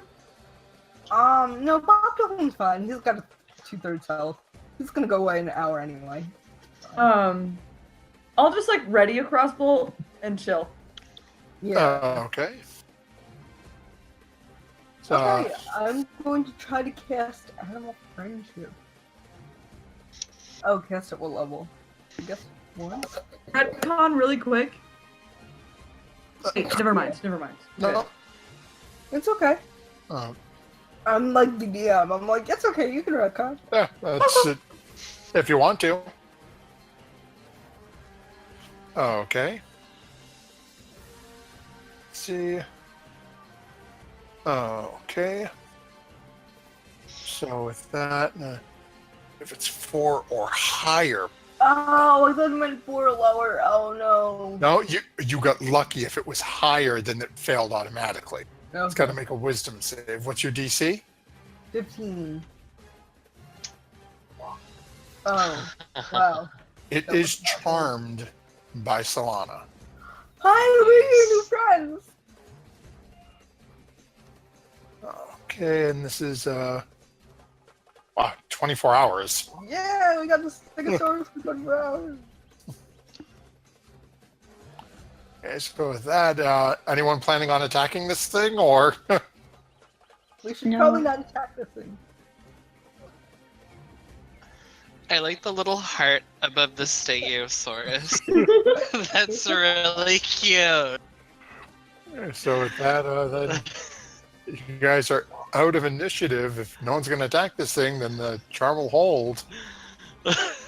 That's so cute.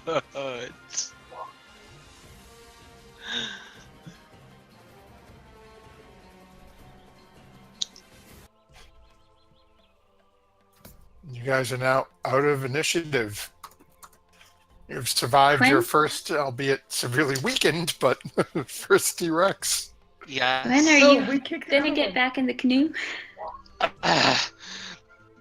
Yeah, I'm back. I'm back.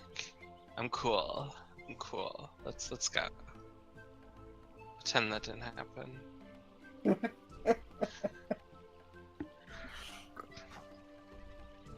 Okay, so are you guys just moving along your way? Yep. Yep. Now we've got a Plesiosaurus as our front man, and our giant Stegosaurus as a front man. Okay. We are heavily guarded. So 24 hours. For an you can hour. follow along and keep the stegosaur with you, but the stegosaur walks slower than the canoe moves. It would slow your progress. Oh. And I don't want anything. I don't want to be around that thing when the spell wears off. Okay, I say to it, we are your friends, do not harm us, and please go as far away as possible, and do not harm us. Are Is you that- giving him the direction to go, Is or that diplomatic enough, guys, or...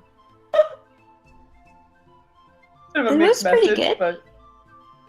but And go in peace and friendship, and I hope you live long and prosper?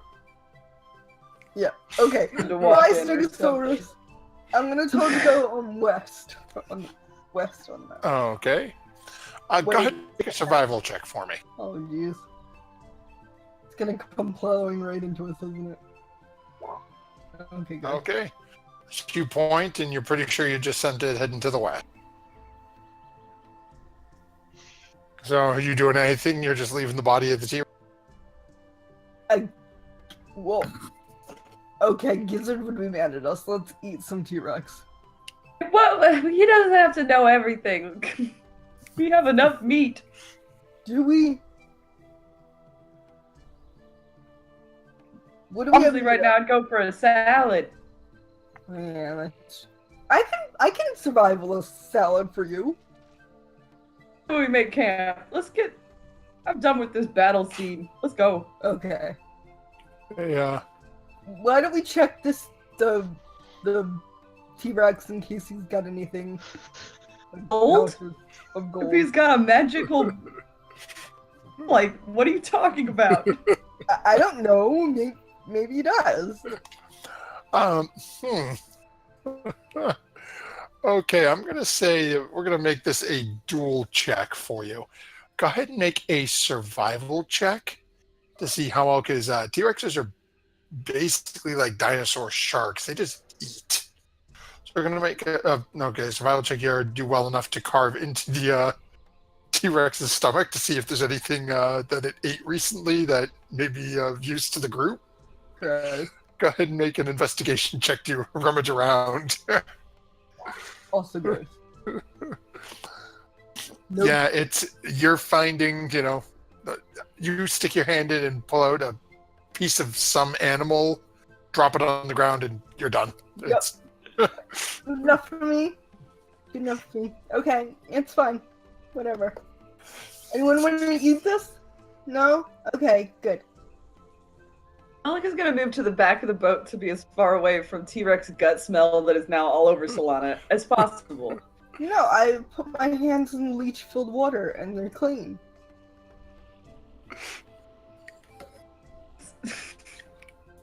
you pull your arms and you got a couple of leeches you pull off, but Yeah, okay. I'm gonna boil my hands when we get back to the new camp, so, yeah.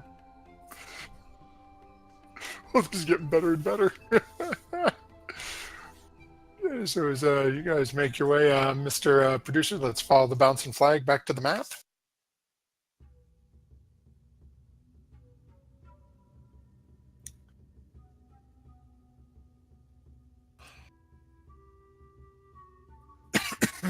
Okie dokie. As our group continues on their Path to trek. Devaney.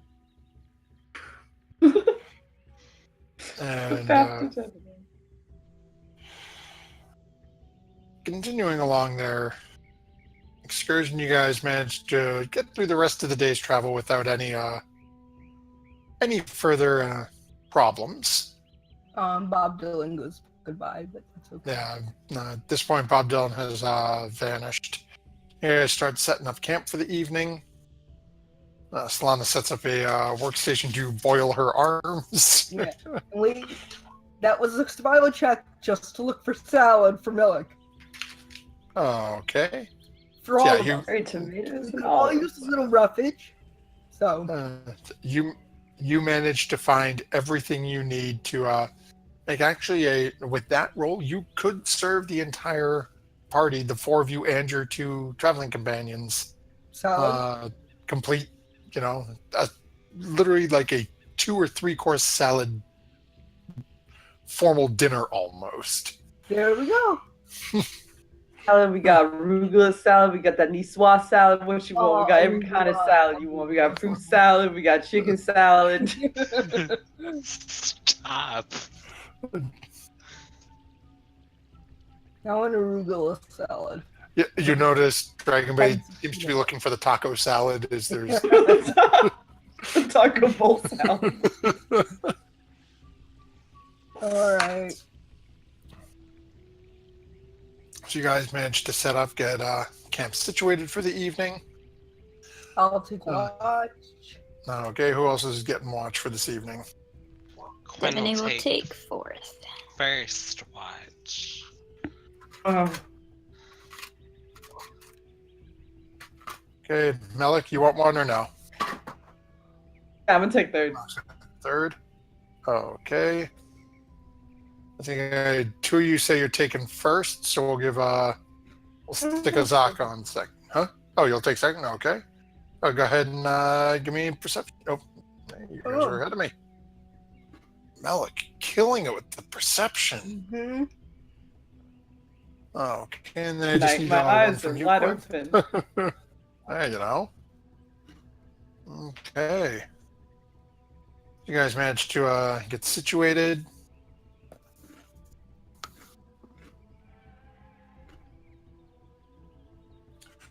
So you make camp for the evening. Let's see, you guys are. There we go.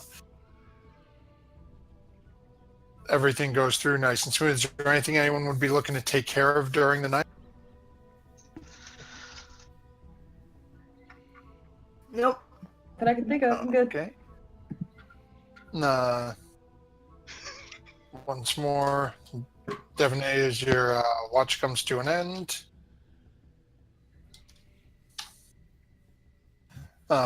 Again, much like a few days ago, the storm starts to roll back in again, and as you're going in between ducking under your tent and moving along your routes, as the light starts to creep into a somewhat gray, murky sky, your party starts to wake up as once more the rain has started coming back down in the jungle. What is the party's plan for the day?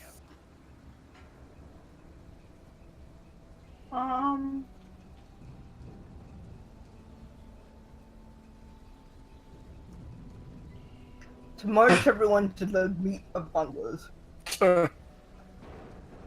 Okay, so is everyone's starting to wake up and Salon's just sitting there, you know?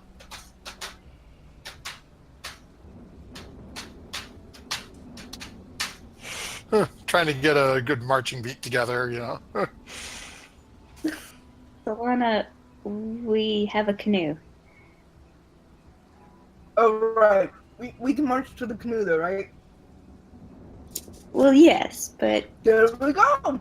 We can paddle to the bongos. I mean, This is I true. guess so. do. There we go. All right, let's go. Okay, so who's Solana, I'd rather you navigate than Play the bongos. play the bongos. No. Sonic never gets having fun. Well, you know, you could practice your whistling while you're navigating. All right.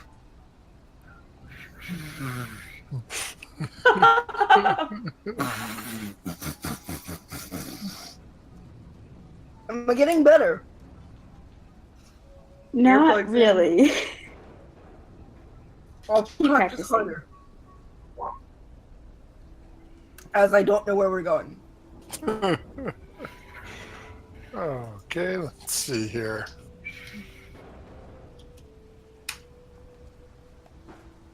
Okay, so let's see. Okay. So as you guys all pack up into the canoe, start getting ready to head out for the day's thing is Seriously, I can't whistle. It's really annoying. Solana starts steering you guys on where you're heading off to. And you guys jump right in, manage to go through. Day's travel seems to go fairly quick for you. Solana's focusing on navigating and trying to teach yourself to whistle. Is anyone else trying to do anything throughout the day? Quen is gonna also practice whistling with Solana. Oh, I'm kind of my buddy. Okay.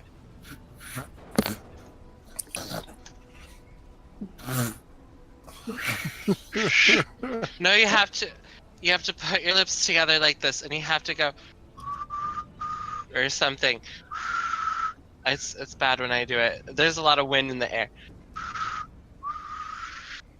I had 2 sets of earplugs left over. One of them's already in there, but I'm gonna try and just double wedge the other set in there with them.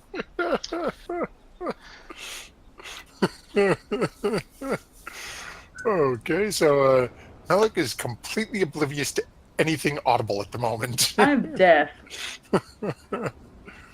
As you guys are traveling through, sun starts to creep down, or at least it appears to be lowering in the skies. It's raining too heavy for you guys to see it. As it slowly lowers, it's be time for you guys to set up camp for the evening.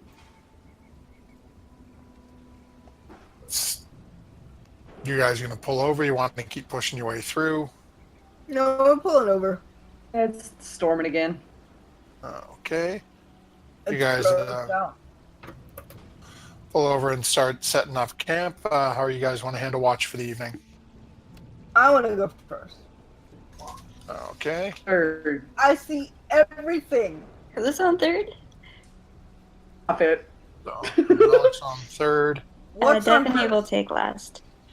What's on first? Who's on first? What's What's on on second? second? I don't know who's on third. I don't know who's on third. Quen will take third. Oops. Accidentally did nature. About that whole who's on third joke is I literally don't know who understands the joke and is actually asking a question. My dog does not understand the joke. Hold on. I have to check on the dog. Doge, are you okay? Doge. Doji. Come here, Doge. You wanna be on camera? As you guys On camera. continue through watch for the evening, you have your evenings repassed. Night seems to pass through without any Come say hi. without any issues. And once more, as night creeps over the creeps down and day starts to take over. Definitely once more you notice the storm starting to move through and fade away as the heavy rain is stopping. You guys have managed to get another about 3 or 4 gallons of water. You get enough worth of travel. Oh, cool. And then like keep in mind that now where the party thing is on the map is the last spot you guys actually knew where you were. Oh, I'm just trying to think. Yeah, it's you guys have been traveling for a couple of days since leaving that spot. You're just not sure where you ended up, unfortunately, at this point. News, but that's not good. So, as you guys come to consciousness, well, that's player knowledge. The party has no clue. They don't know where they are. Oh. They're certain they're heading straight towards Port Nyanzaru. So as you guys come to consciousness, you start breaking out your different jerkies, dried meats, Salad. what Leftover salads you have prepared.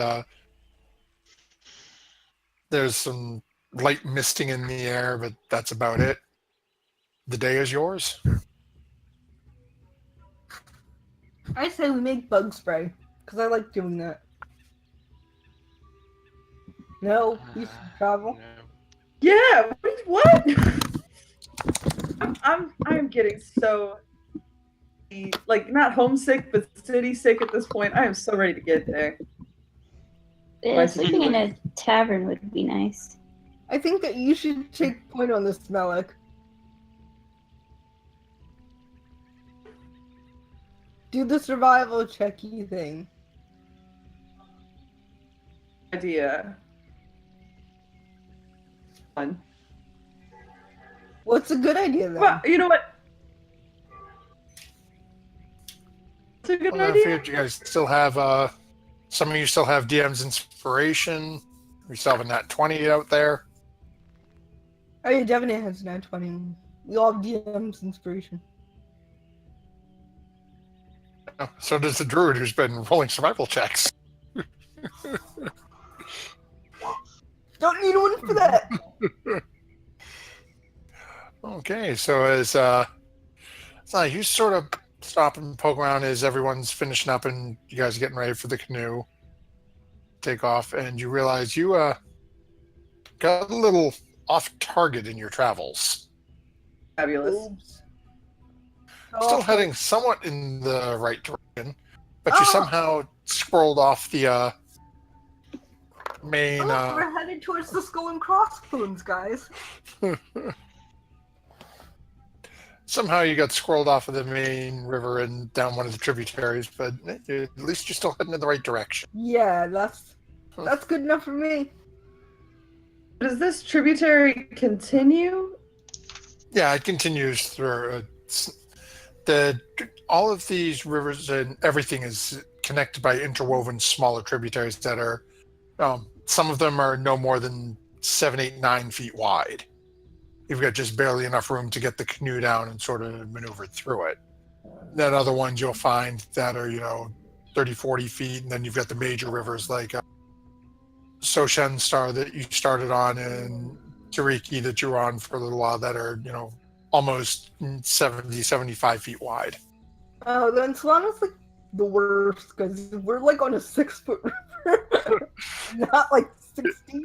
You're on a giant, fairly wide river, and that's like, I'm pretty sure it's this way, and just take a Yeah. wrong fork. Yeah. And Digitio, this party will literally never starve. They have at least, I think, 50 or 60 pounds of meat, never mind Good berry. good berries that they can make it with ease. So you've got a couple of options open to the party. You can just keep heading due north, as with your checks, Lana, you would know this. Head due north to get back into the city, or you can choose to go like northeast or northwest to meet up with one of the Oh yeah, major we're near rivers. Star now. Yep. Why don't we do Yeah. that? Either We way, made it's going to be avoid about the the same skull time and frame. crossbones. Yeah, that's a good At the same idea. time. Avoid the skull and crossbones. Let's do that. Let's go northwest. For party knowledge, skull and crossbones marks on the map just marks where undead are. It's not specifically saying undead are right on that spot. If you look, see how there's that sort of yellow border floating around where you are? Oh, okay. That's saying that this section, they have been known to see roving bands of undead in it. Oh, and we have before when we Right. did that. And you've run into it before when you parked on the side Yeah. to make camp and things like that before. Yeah. But you'll see them. Let me actually see. I've got this one was hidden because it was under tiles that you hadn't cleared it, but I can put that. Oh, okay. Like there's split throughout at different points. A lot of them I just haven't been on as you uncover them as you clear the map.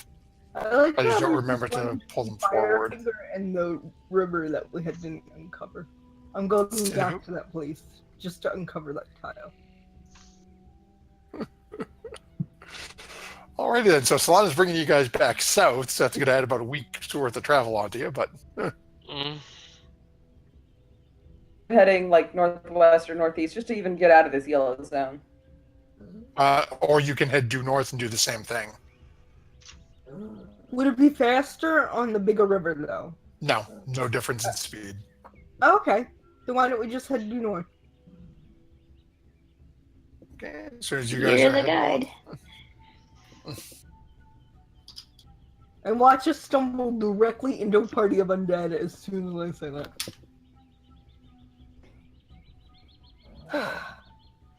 Huh. I don't know what that means. So as you guys start taking off for the day, Solana seems to have a real strong grasp of where you guys are heading today. Good. On that note, can you hold on? I gotta put my dog somewhere. No worries. He has been vocal.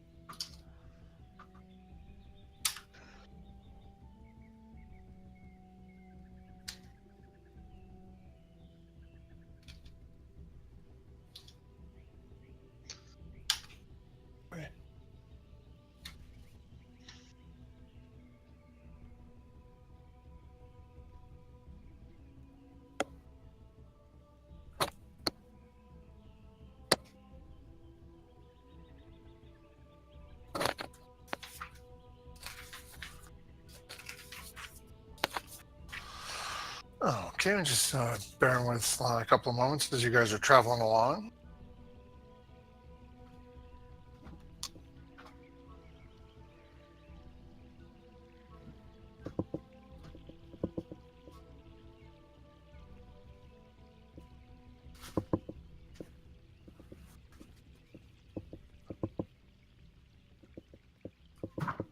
Sorry, what's it mean?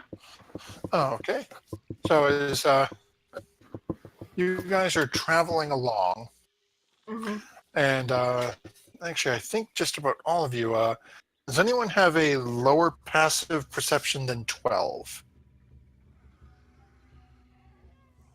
Nope. I think you're all above that.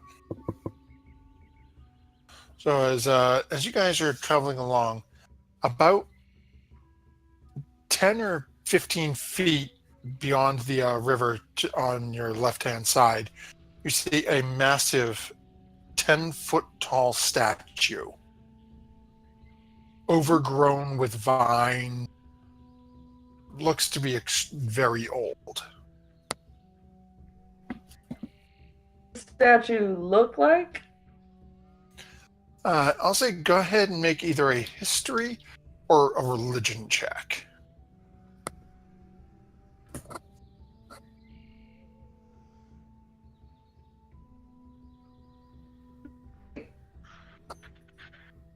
Okay. So as you're looking at it, it appears to be a stylized carving of an old Chilton king, a representation of Ubtao. Uptown. Whose heart you visited before. Oh. Word that I know. I've heard that one. Interesting. As you can see, Anything else? you'd have to get a little closer to look at it if you wanted to. As you're looking at it, you don't really see any animals or anything near it. This looks to be a very old statue covered in vines. Oh, I mean, like, there's still that necromancy witch and all that. Do you think it'd be worth anything to just kind of poke around there? Why don't we undo the vines so he can have some sort of religious placement again and doesn't curse us with Pretty sure that's a king. oh. king. I forgot. Yeah, whatever. I'm not really interested. I think we should just keep going. All right. Yeah. Okay. Okay. And his heart is being used to make zombies. That's probably not good. Do we know if he was the evil king? You can go ahead and make a history check if you want to. Can I make Devaney's history check? Not quite.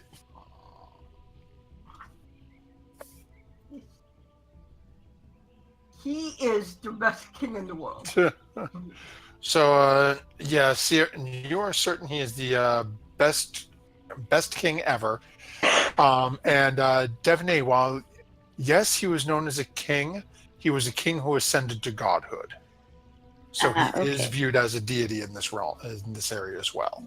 What'd I tell you? Had to double check that before I commented. All right. Devaney's still not interested though. Oh, also, I remember like this was like our first or second. So Quen actually saw a statue of some sort of a king in Port Nyanzaru. Is this a similar figure? Oh, let me double check Fort Nyanzaru. I think so. Let me just check here because as you said, that was a long time ago. Yeah, it was like I think our first session, like our Oh, first ever wow. game. I want to say I think it was. I think was it. Was it? Teen.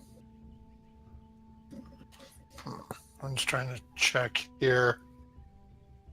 I think it. I remember it was like Uh, actually like in the middle of like the water in the port. It was like on its own little Uh, island thingy. Thank you.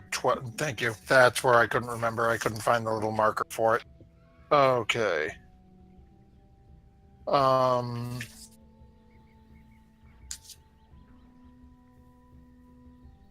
Okay, so no, it's similar styling, but the statue you saw was of the Great King Nan-Nabuso. Mm. So it is separate from Obtao, who is the God King represented here. Okay, gotcha. But this obviously looks a lot older, right? Yeah, it looks much older, and it looks to be hand carved from stone. Wow. Again, it's just got moss and vines growing up from the base of it. Malik, do you feel like Hmm. I'm covering it that badly? I mean, I don't, to be honest. Like, if it's super duper duper important, I guess, like, probably somebody would have taken care of it. I wouldn't mind, like, poking around town and asking about him, but otherwise, I don't really see what's good to be gleaned from a statue. He's a god king. He might blast us. I'd don't rather just care. I prayed in nature. Whatever.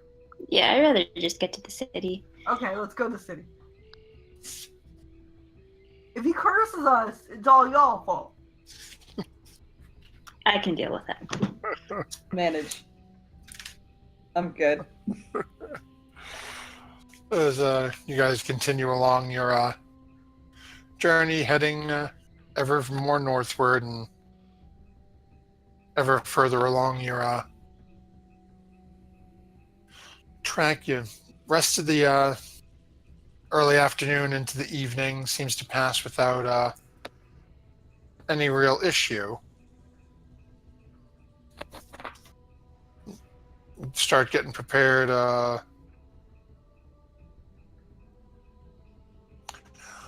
Start getting ready to look for a spot to camp. And go ahead, all four of you make a perception check.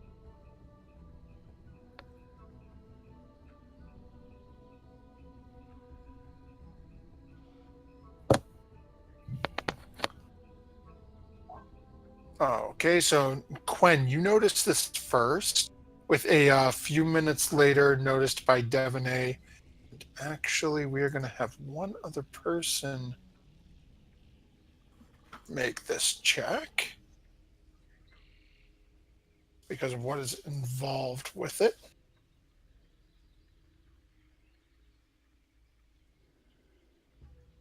And actually has +3. Okay, so Devaney, actually, you and Dragonbait notice this a couple of moments after Quen. Quen, in front of you, sort of encroaching a couple of feet into the river, but not enough that you can't go around it. You see a massive sphere of snow. The ground is covered by approximately 1.5 to 2 inches of snow. You can see there are plants and vines on the tree that are frozen solid in ice. As you guys are continuing to slowly move closer to it, and Devaney and Dragonbait notice, and then Solana notices, and then Melik notices. You notice the temperature is dropping rapidly. I immediately check the forest for frost giants, like footprints. Go ahead and make a. If you're looking for footprints, go ahead and make a survival check. You don't see any. Okay, thank God. As you guys start getting closer to it, it is biting cold. You have been sweating through this jungle for days and weeks now. And the closer you get to this orb of snow and wintry weather, it is, well, as you're looking at it and you can see the small part of the river that this massive orb touches on, the water is frozen solid. Okay, what is going on? Can anybody make like an Arcana check or something like that? Like, what is this? Quen searches the depths of his mind of what he knows about magic and searches for an answer to this phenomenon. Can I roll Arcana? Of course. Yay! Oh, and I crit. As you get closer to it,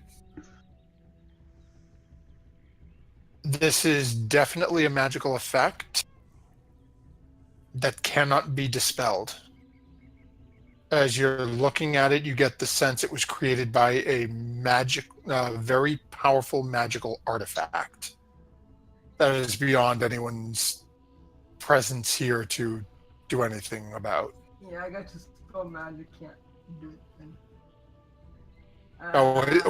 With Quen's roll, Quen would know that immediately. Literally looking at it, and it's just like, oh hell, I'm like, kindergarten magic student, and this is, Gandalf the White pulling this on me.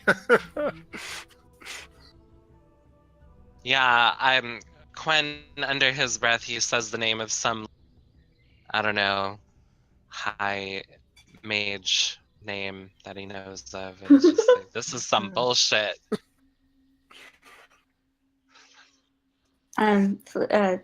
Sorry, wrong character name. Devaney is going to look over at Dragonbait to see his reaction.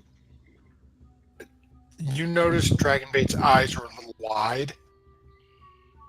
And as he turns his head just very slightly towards you, Devaney, and notices you looking at him, just gives one very almost imperceptible tiny little nod.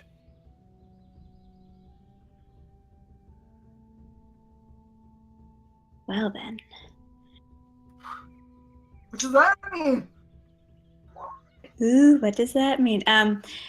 Yeah, but So yeah, I'll just turn back to the group and pretend I did not just have that exchange with him.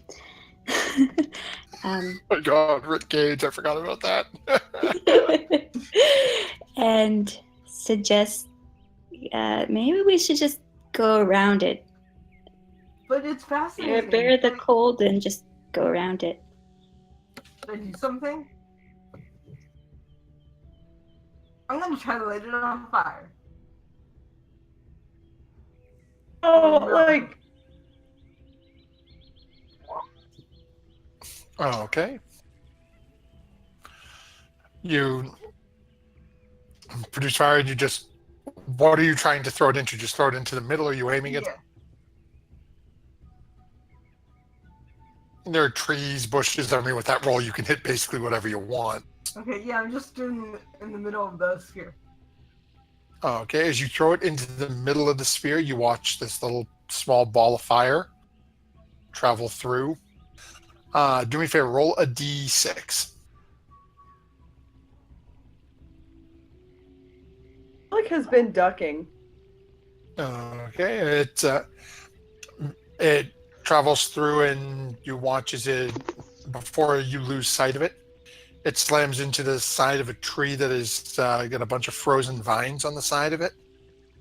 And it literally, the flame just hits it and seems to fall away, almost like it's not strong enough to melt the ice. Ooh. As you're getting close, and there's enough room to sort of go around it, as you guys are going through, you can see, all of you are now able to see your breath. As you're getting close, the rain in your water catchers looks almost like the water in your rain catchers. For those of you sitting there, it's a little closer to it, you can see it's almost starting to get ice crystals forming on the top of it. At 0 degrees Celsius. Guys, we need to move quicker, Yeah, No, or let's else just we're go. going to be frozen. can we poke it? I Poke roll a what? like If pedal you'd to the like metal to, you're check. more than welcome to. Mm, I'm gonna find a big stick. And like, okay. Veto, just to move on. Yeah, When let's is- move on. Quan We're really gonna wants be- to know what's gonna happen if he shoots an arrow at it. I'm gonna shoot an arrow at it. Okay, go ahead and make an attack roll. Okay, and again, anything in specific you're shooting at, or? Yeah, in the middle of the sphere. With Oh, a okay. wooden Uh, arrow. Go ahead and roll another d4, another d6 for me.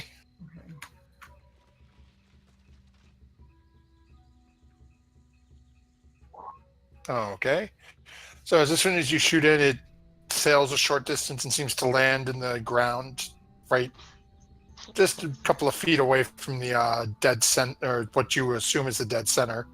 It's a little hard to tell given the size of the sphere you're dealing with.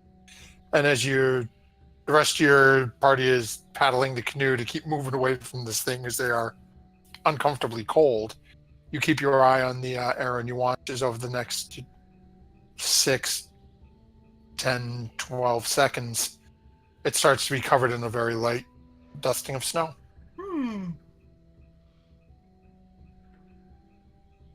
I probably shouldn't stick my hand in.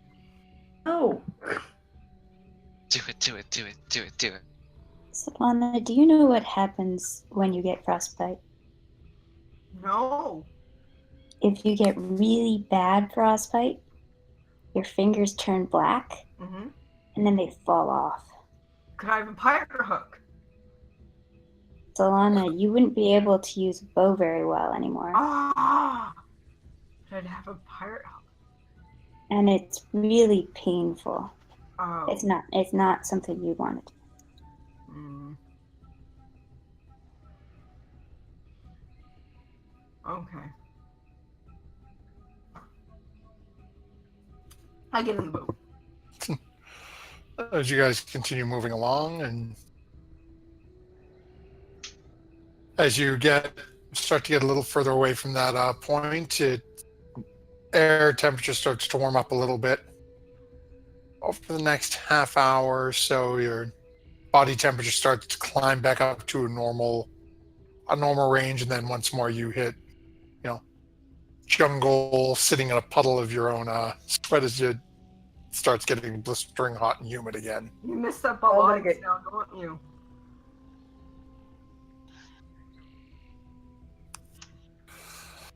You continue along the rest of the day.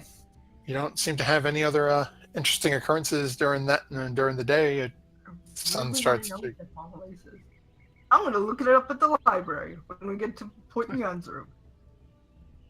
With Okay. Go Craig. for it. As you guys continue along, you've managed to make it to here. Decent day's worth of travel, and it comes time as you are preparing for evening's watch. Who's taking watches? What's your plan for the evening? I'll take first watch. I'll take last. Take number 3. Perception. It's fine. Gwen will take second. Okay. Yikes.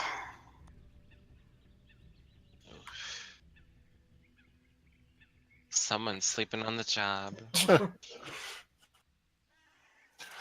So as you guys start step and take watch for the evening, is there anything anyone would be taking care of this evening, or? I'm gonna ponder that sphere. Just really ponder it until my head hurts. Because I'm not Oh, gonna okay. do it. Is it like So- a nature thing? Should I make a nature check? Go ahead. If you're taking some time to think about it, go ahead and make a nature check now. And with that roll, you know in no way, shape, form, no shot in hell is that now. That is not natural. And I don't think that it should be allowed in this world, but I still want to know. God didn't make it. I don't want it.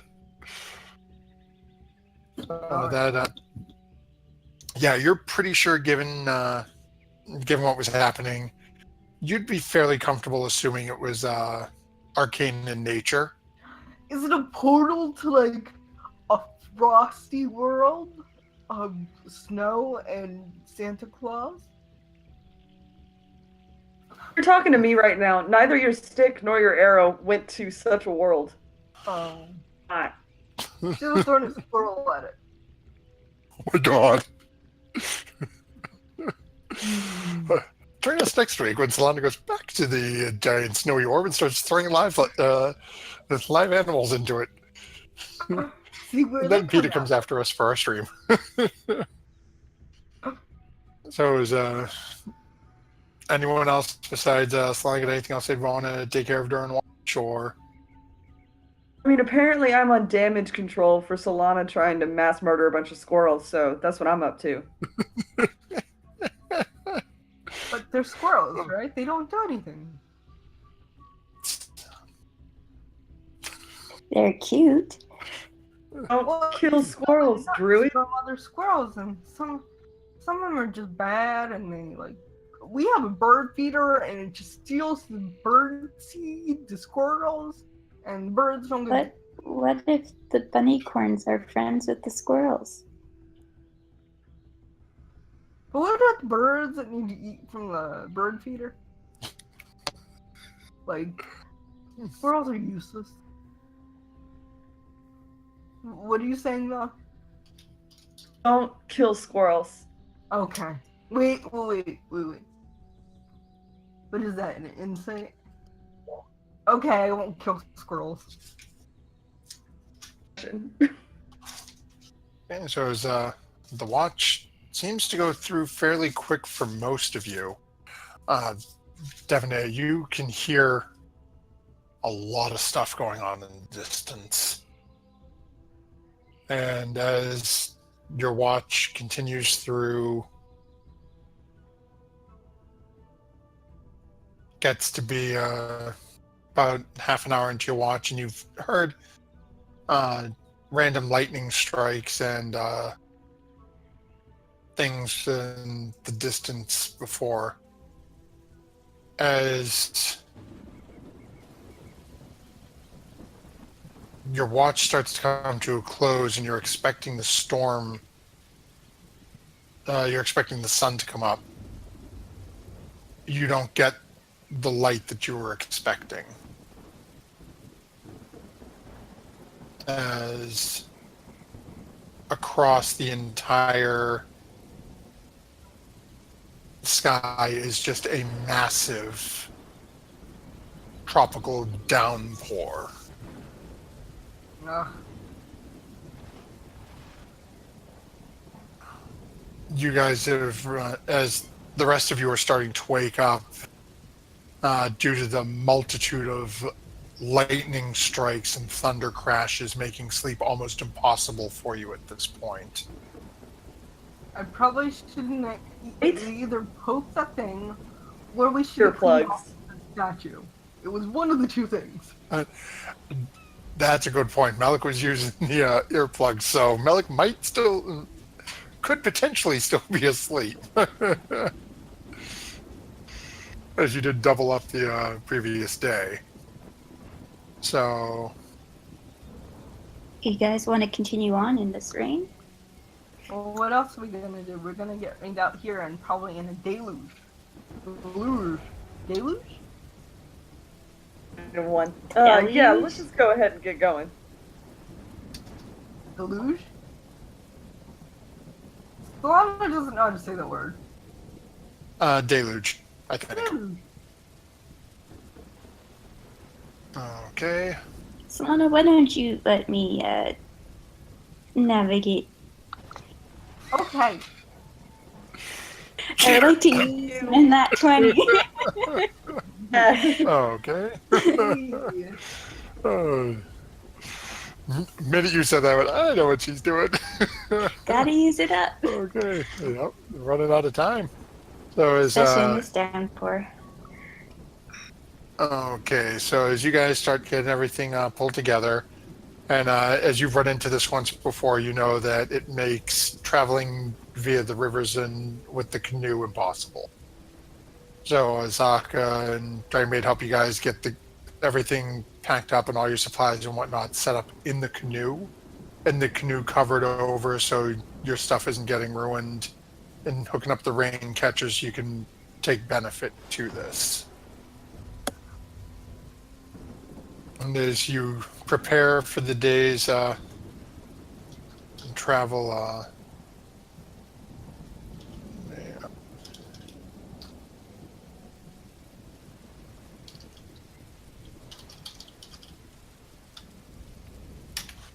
just put that in chat. We will actually call an end to this evening's session here, as you have preparing to make your journey northward, as you think should only be a couple of days until you reach Port Nyanzaru. Huh.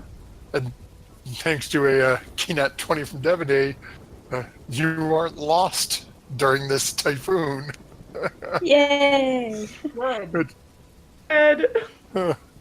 Yeah, you guys are getting mighty close, and you are going to need it after this. Well, seems outside. So as it is, you're going to be wet, you're going to be miserable. It's going to be a rough day's travel. But thank you very much for those of you who have hung out with us this evening. Comes time for a little thing we do here is giving out a Nat 20 to one of our cast members.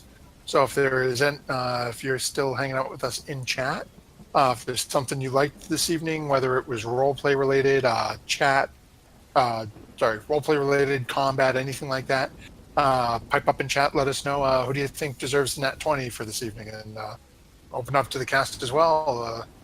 What do you think?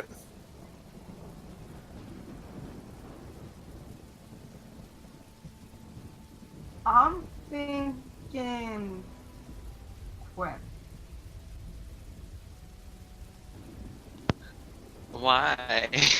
Because I like how you stealthed behind me trying to stealth. I thought that was really cool. That was pretty funny. And I rolled higher than you did. Just Yeah, we like just by gotta- one. Oh, whatever it takes. So we got one vote for Quinn. Anyone else? Oh, and even Digitio calling out the stacked sneak. Yeah. Yeah, I appreciate the start of the stack sneak. I think that was good. I do think those earplugs and Melik were a good idea. True. I don't want to do that just yet, because I haven't gotten to use them yet. When I do, y'all can give me that nat 20 then. But they've come into play already with talking and the thunderstorm and that sort of thing. Oh, they're talking about that again. I'm gonna vote Solana for taking control of this school. That was a cool moment. Oh yes, wait, the Stegosaur charm. That was key. That was choice. Mine is Solana. Okay, so we've got 2 for Solana and 2 for Quen. It does not seem like chat. Digitio, you want to chime in and be our here? We got 2 for each. If you're still in chat with us, do me a favor, shout it out.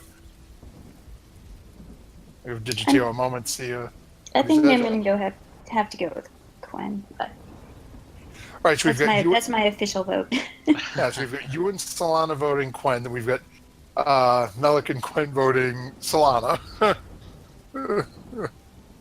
And even Digitio is having trouble. So, well, plan on next week being harder because I'm going to give 2 out. We'll give it to Solana and Quen, so you both get a nat 20 for next week. Yeah. Oh, actually, yeah, there we go. So Digitio chimed in right after that. So, Okay, what do you Too say? late. yeah, Digitio said give it to Quen. So, Oh, I already said we'll give it to. Our week is easier. Quen, and don't ruin my city trip. Oh, hey, you never know. So okay, we'll give it to Quen then for next week, and then for the other 3 of you, you guys all have DM's inspiration for next week. ooh, I can't wait to get back to the city. And with that, thank you very much again for everyone who joined in with us on this journey. It was great having you. We are back here again next Monday night, 8 p.m. Eastern to roughly around 11. And then don't forget to check out our Friday night stream, same time, 8 to 11, where we're going through Storm King's Thunder. And we have a friend of the channel, Insight Check. You can find them on Twitter at Check Insight. They have a Twitch channel they run. It's usually, I never remember if it's a 1:30 or 2:30 p.m. 1:30. Eastern on Mondays. And they're doing a homebrew D&D campaign, which is a lot of fun. So check it out, and thank you again for being with us. And until next time, don't forget, whatever you're doing or whatever tropical storm you're trapped in, don't forget to add your proficiency bonus. Y'all have a good night. Good night, everybody. Good night. Good night.